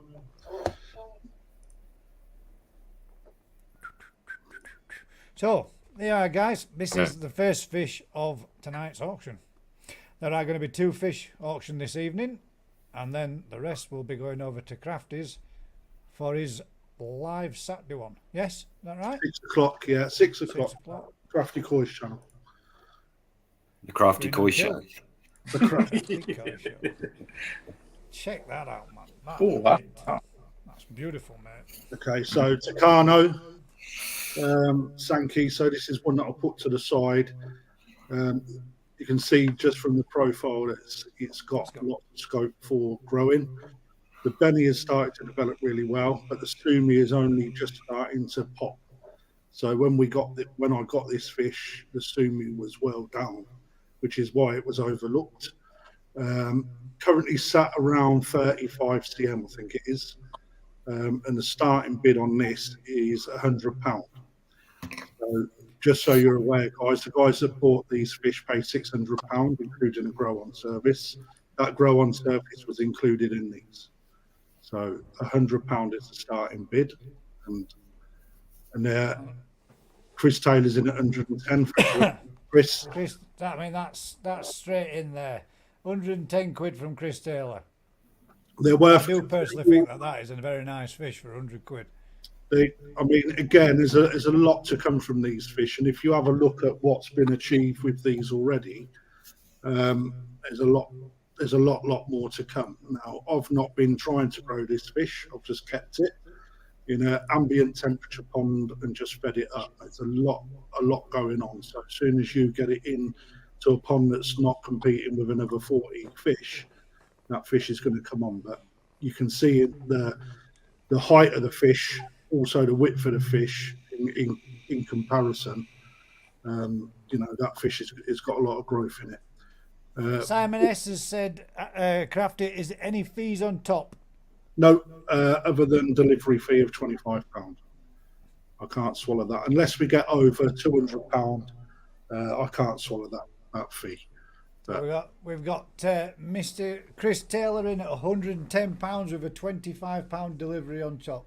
Increments of £5, guys. Again, this is from Ricky's Koi Wholesale of the Takano Secret Sankey. So this particular fish has got a parent set from Sakai. You can probably see that in the type of power that it possesses.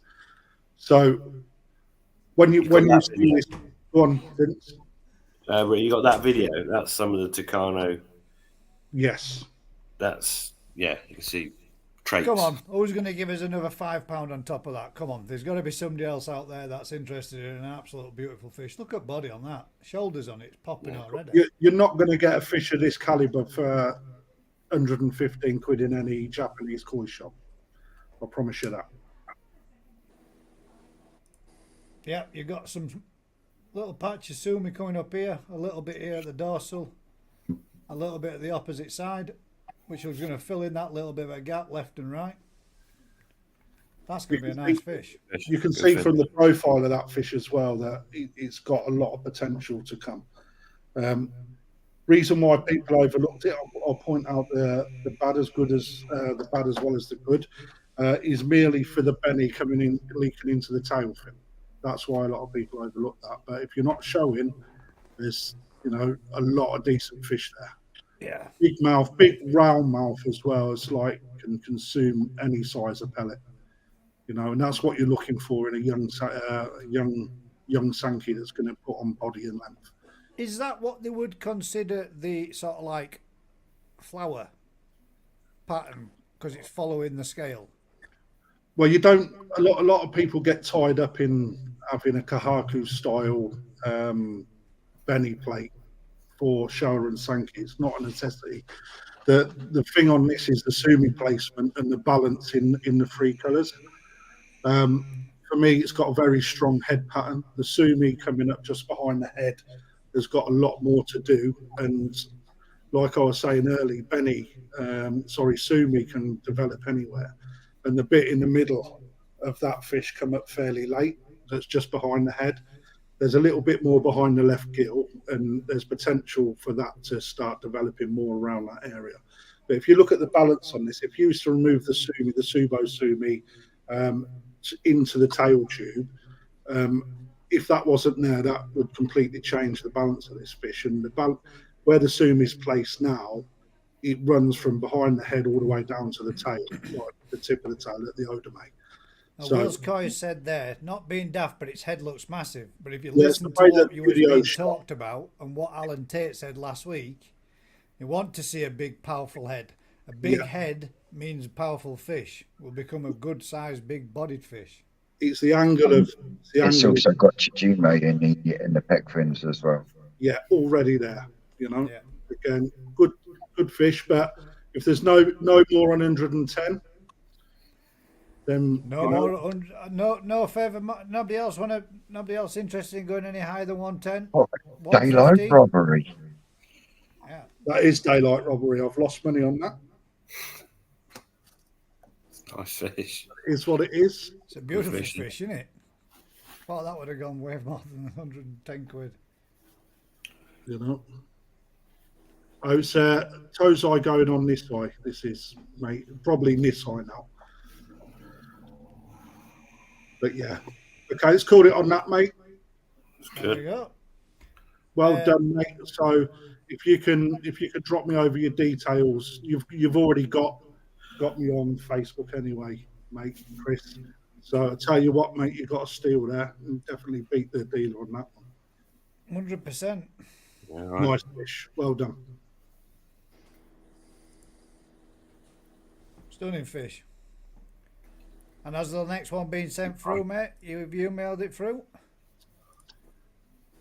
Have you got it? You already got it, haven't you? I can send you it again.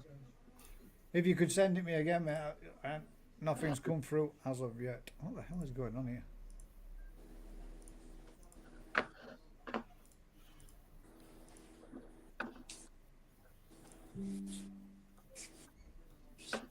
Lost it somewhere. Oh my God. You've not had a beer yet, have you, Ricky? I've been had 2 nights down the pub and half term has been at his mate's house, so we've been doing pub quizzes. I think I've got it here, Crafter. Yeah. You've got it. Can't fault you. I'll just bring you back. Hey, I've got it still, but I don't think I've Can't fault you. no, it's been. We won last night, mate. I don't know how. Bring What did this you actually to- win? You can critique it while I find the I've never won a pub quiz before. Not that drunk. Must be the alcohol that made it. Must be. Did you go football yesterday? No, I've been doing pub quizzes last 2 nights. So you could hardly get up into that truck, let alone kick a football around. I'll be back. There we Sunday, I'll go. do that. There's Be fish back. number 2.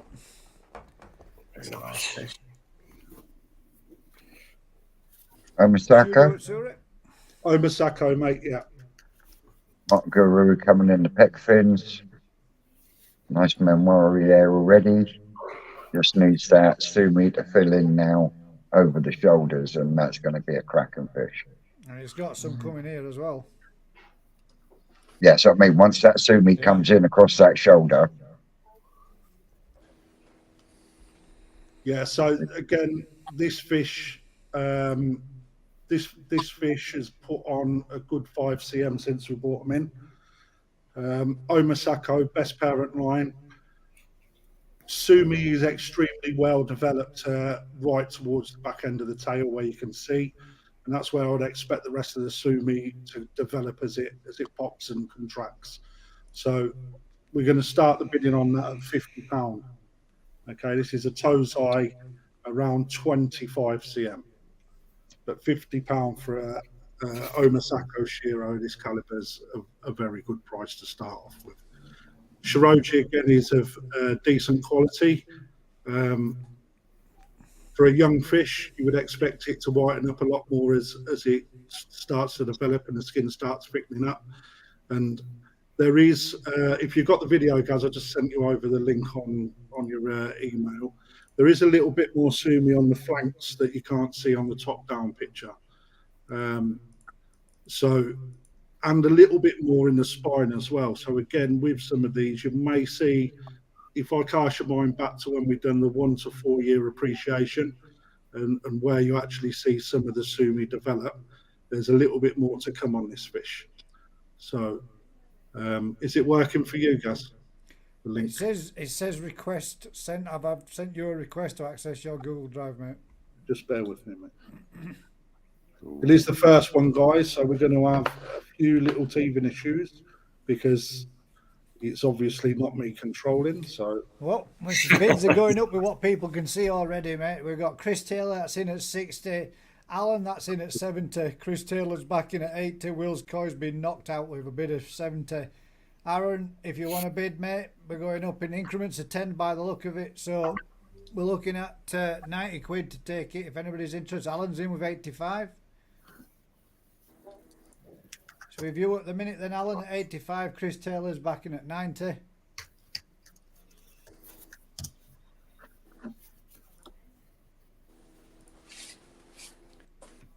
Will's Coy says, I'm out. You were already out when it got to the 85.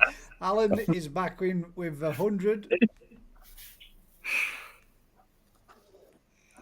Yeah. So you, Alan, against you, Chris. Alan at 100 quid. Come on, guys, that's a lot of fish for 100 quid. Well, I've just seen how cheap the Sankey was. Yeah, mate, that Sankey was a steal and a half, mate. You should have just been given authorization to enter that, Gaz. Just so you so Alan out in front on 100. Alan's in at 100 guys, Shearer at Story, around 25 to 28 cm from memory. Chris Taylor, you can never have too many, mate. I've just answered your question, mate. One of the best in the pond as well, which is why I picked it out for auction. I mean, one thing that would be interesting is how the Sumi develop on the head on this. I think you're going to have a real striking black pattern that goes from the right nostril all the way around the left-hand gill plate, and it will really break that face up, which is quite highly sought after. So £105 with Chris Taylor now. So and we again, have a video coming up shortly for you guys. Excellent. Cheers for that, Gaz. Hopefully you can see that. So now you can see the Sumi development down the flanks as well. Still plenty more to come. So you'll see that whole gill plate down the right-hand side, I think, will solid light completely black out, and that will give a real good balance to this fish. A little bit more, just ahead of where that massive Sumi block is, just to the front of that, there appears to be a little bit more Sumi under the skin there. Whether that comes or not, I don't know. But it's showing. Whether or not it comes is the question. £105. Chris Taylor, 105. Back at you, Alan. You can see on this fish, the Motoguru's there. The quality in the Sumi towards the rear of the fish as well is excellent. Still more to come. And when it solidifies, it's going to look striking. So for those people that don't know, the Sumi, when it's young, is not at its full potential, especially as it develops through the skin. You're looking more towards 3 to 4 years before you get the full amount out of this fish. It wasn't ready at a small Tozai. Looking at the body as well, you can see that it's got an extremely good profile. It's got a good body shape. It has got some good Shiroji on it. and it's all in perspective to each other. Good clean fins. Motogora already showing, which shows that you've got good quality sumi as well, especially when you look down towards a knuckle. That is another telltale sign for the Shiro, is how good the sumi development and the colour in the. Alan's out.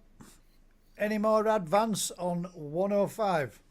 There you go. And he's koi puddling at 1010. Back at you, Chris, with your 105. If you want to match it, beat it. Come on, Andy. Dot. You also see that Alan Tate there, excellent Shiroji on this fish as well, which is something that's fairly overlooked actually in the Shiro. People get hung up on the sumi development, but yeah, it is a good fish, which is why I've picked it out for the auction, guys. Back to Well, says he'll stop your bonsai. Mate, you can get in touch with us about them, and we'll see what we can do. Will. Okay. More advance on 110. Okay, so that's going once then. Going once at 110 for Andy's koi pedal. Just so you're aware, guys, you can either find us on Facebook, perfectaquatics.com, and drop us a message through that. Crafty Koi's Facebook page, or you can email your details over to anthony@perfectaquatics.co.uk. So going twice then. So it's fair warning. Come on, Mr. Taylor. Ooh, there he is. Mr. Taylor's in there with 115. 115. So remember, there is a £25 delivery fee. I can't swallow that up at this price, guys. That's £115. Again, any advance on 115? Again, you're having me ass. You're having me eyes. Quality of it's really good. I say, Shiroji is amazing. Yeah. And his koi puddling at 120. Back at you, Mr. Taylor, for a 125. Let's see So you 125. There is sumi there on that shoulder. That's just Yeah, needs to 100%. develop. You can see it. I mean, I just wish you could see it as clearly as I could, because that definitely has got some coming up on that shoulder. Yeah, there is a little bit more to come. It's just it's because it's so deep at the moment. It's whether or not it actually comes through gas, But again, from a breeder that has won best in variety for 12 years in a row, and just looking at the development from what you see as a tozai to 4 years, there's a lot of fish there from the best breeder of Shiro at Tori in the world. £120. Okay, I'm going to call it as going twice. All fair warning.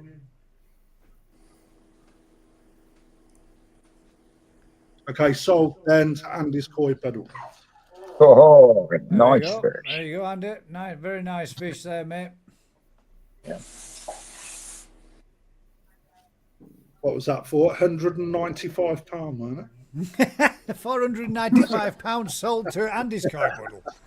120 plus delivery. If you can just send us a message through the app messenger for Facebook of Perfect Aquatics or Crafty Koi, or give me an email at anthony@perfectaquatics.com. Would you like me to do a quick flick through feel free, mate. Feel free. The other fish so that people can see what is up and coming? That'd be great. That'd be great, actually, mate. In the previous. So 6 o'clock, what I'll do is I'll share the link with you, mate. Yeah, just. Right. We have Amasaba Alam. That's one on this Saturday. I'm just gonna. So that would be the first fish for Crafty's. First two fish that have been sold and done. This is going to be another fish that is coming up and going to be in the next auction done on Crafty's Koi channel and Perfect Aquatics. So, very nice. Shisui, very young. Picked out because of the amount of blue in it. Unsure whether it'll keep its blue colour, but it's got a very good chance because of how deep that blue pigment is in the skin. We had one at the beginning of the year that went from strength to strength, and I sold it far too cheaply. In fact, it went viral on Facebook with about, I think it was 38,000 views. and it ended up being bounced all over the world. So I thought this might be a bit of a tasty one for people. So that's why when I got my Shisui order in, I picked this one out. Nice Hiyatsuri. It's only a Tozai, small Tozai as well. Pick for the pattern. Very well balanced, this fish. I'm not expecting thousands of pounds for this fish, but you know, in honesty, for a young fish, it's got some really nice attributes to it. To be fair, that looks very similar to mine with one orange fin and one black fin. Yeah, That's that nice. Ooh. That's one nice. of the diamonds in the lot actually is this Hiyatsuri. Now you're Nice. talking my language. Now I mean, that's one thing I really liked about this fish is it held its sumi extremely well in the blue bowl, which others didn't. They really grayed out really quickly, actually. So for a Hiyatsuri, it's got a striking head pattern and a very well balanced sumi pattern for a pond fish. So a bit of a gin. This is a kawa, nice gin, as you can see, striking through shiroji and also the sumi. As we've been looking at the gin fish as well today, people have a better understanding of that. Quite a big fish. This one's about 35 cm, I think. Still a lot of sumi. Sumi took a while to come on this fish as well, and it's only just started to break through the head. But yeah. like what Rick said earlier, you know, the sumi in the head is generally the last to come. But you can see that that's the gin in that is all the way through. It's beautiful. A real good example. Another Hiyatsuri. Again, done for the stripy pattern because I know that people like that sort of thing. Not much to say about that other than the pattern is fabulous. It's got a good size. It's got a good body for a Tozai. I prefer this one to the first one. Yeah, a lot of people will, mate. You know, but again, it's what's available, dude. That's the one we just sold. Both those two fish are sold. Now, this one threw me a little. There's a little fat kahaku. And a lot of shout about this. This is an extremely good tamasaba. The Benny plate on this is exceptional for a tamasaba, striking all the way through. It's got good kiwa, and it's good to view from the top as well as the sides. And that's something that you've got to look. The tail is also, but people like them, Vince. They're fish. The tails go in line with the spine. It doesn't sit up, which is sometimes a deformity that you get. Can we just add a little bit more to it? That one has been specially grown on by Rick Farm O'Coy. Oh, okay. Yeah. What is it, that crafty? What is it? It's a tamasaba. A tamasaba. Japanese NND tamasaba.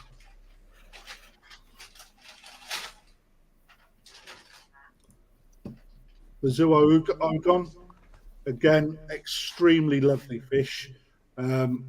Striking colour. This has the strongest metallic gold stroke orange colour, and the zipper down the back is absolutely spotless in comparison to the others. They look like they've done extremely well on Koi Wholesale's channel. So it'd be quite interesting how these go on mine, you know, which is shitloads of them down the farm, haven't we, Rick? Have you, Rick? Yeah. Not quite as the scalation on that's absolutely banging. That's it's amazing, isn't it? Mm. The zip on that's lovely. Yeah, and as things get bigger, guys, that's what you've got to think of how that scalation will look. That will keep that colour all the way through.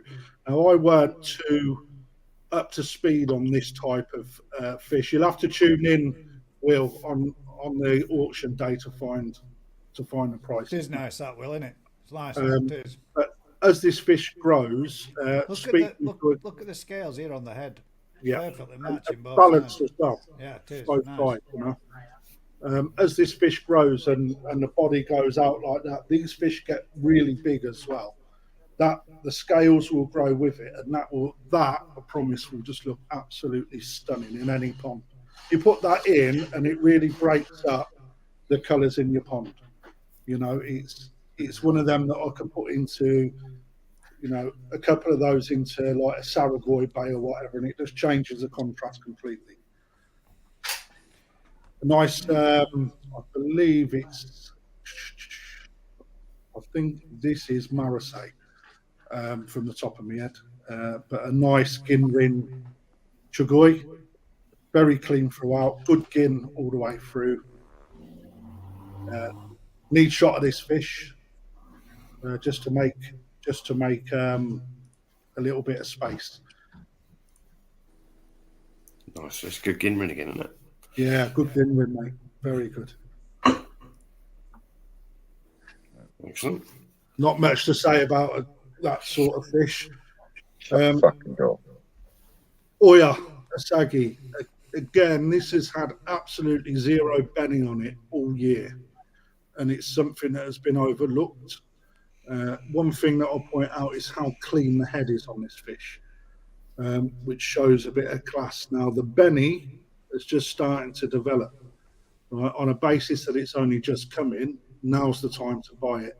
It's at about 25 cm, good reticulation, fairly blue and light. The video don't do it the best justice, to be honest. But again, an extremely good fish. Not my pick, someone else's, but we've got Ginrin Kahaku here. Thing that puts people off this is how solid the head is, but it has actually got a pattern. You'll see it under the right eye. It is broken up. It's a strange style pattern on this fish. It's almost a free step or an Inazuma. And again, it will go to the right pond. There is good Marizomi Kiwa on it. The Shiroji is good quality. It's a good benny plate, and it's decent gin. Right, bud. Good fish. Again. That did it. Big style pattern. Kahaku, great benny plate, excellent Shiroji on this fish. The fins are exquisitely clean, and it also stops at the odome as well. For a Kahaku, this is a decent fish. Good body, nice wide shoulders, nice sized mouth. In the right pond, that's going to do well. And Nice what's the break. breed of that one? I can't remember off the top of my head. Okay. Ooh, nice 4-step. Nice 4-step. This one has had a hell of a lot of interest. Again, potentially a 4-step. Could get away with it. It's got great kiwa. It's got a decent sashi line. Nice Marathon spot on the head. Body is excellent. Fins are clean as a whistle. Good size, good body structure. Absolutely beautiful fish. This is going to do well. Quick question. What time and what? Oh, hang on, where was it gone? When's the auction date again? Sorry, Crafty. 6 o'clock this Saturday is the first auction. People need vision for this. This is an Issa shower. Well, for me, it's scruffy, but it has been getting better and better and better. I wouldn't like to gamble where this fish is going, but one thing I will say is that if I was to show you this fish 12 months ago to where it is now, it's completely different. The sumi in this fish has got, well, it's such a slow burner. There's so much more coming that it's going to be the last thing that really sets this fish off. I think looking at the ones that we've got, knowing what I do about these fish now, you're looking at 4 years before you even get the full benefit of the fish. Decent body shape on this. Again, not my pick prizes.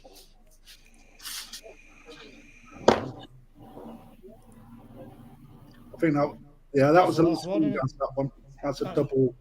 That's a double of the same one, yeah. So there we go, guys. Those are the fish that will be coming up in the auction to follow this Saturday. Nice fish there, right? They will go at the price on them, mate. They're not going to be overly expensive like what we've seen tonight. They're not going to start high. They're going to start at the price that they should be at for you guys to then bid on. Good stuff. But I will tell you, I lost money on the first fish, so I'm probably going to get my ass kicked when I get into work tomorrow morning. Yeah, someone did all right on that. Yeah, you can swallow it up somewhere else. I I gotta can't. show it. I gotta show this. What auctions are about, mate. You know. Gotta show this. It's a shame. Man, look at Ginrin on that. Ooh. Sigh. Right. That was size, but unfortunately it's now dead. But it's not entering this. Just wanted to share. Shame it's dead. God damn, that was some Ginrin on that too, mate. That was nice. It's an unusual Always looking the best beast. ones that go in it. A long fish, isn't it? Yeah, it is. Big fish. I'd say it's about 30 cm, does it? Yeah.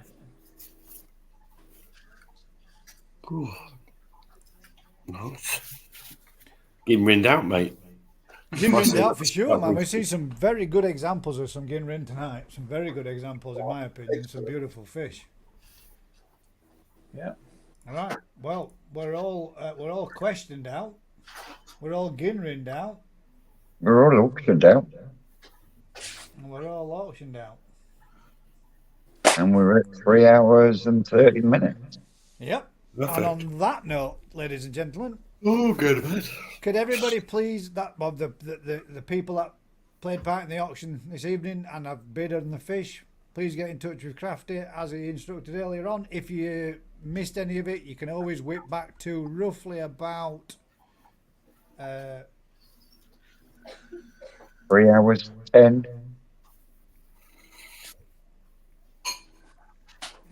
yeah. What are we on now? 326. If you go about 15-20 minutes in from the end of the live, you should be able to find all the information that Crafty left you with details to contact him. Anybody has any problems, contact me direct and I will follow you through. Comment Anthony, well, so. Usual thing, guys. Like we said, next week what we would like to see is your most reasonable purchase, best purchase fish. Cheapest one you've bought, that's been the best fish that you've and turned out to be an absolute cracker. If you could all post us them in, that'd be belting to have a look at next week. Thank you all for sending in the fish this week with some absolute belters to look through. I really enjoyed looking at those again tonight. Usual thing, guys. If you're enjoying this kind of content, if you could do us a huge favour, like, share, subscribe, tell a friend. Until next week, guys, keep smiling. And we'll catch you on the next one. Thanks again for joining us all, guys. Night, everybody. Good night. Perfect Aquatics. You need to get in on that, Rick. Yes, Rick. Quick. Quick. It's all It's relevant. all Quick spin round. We're closed.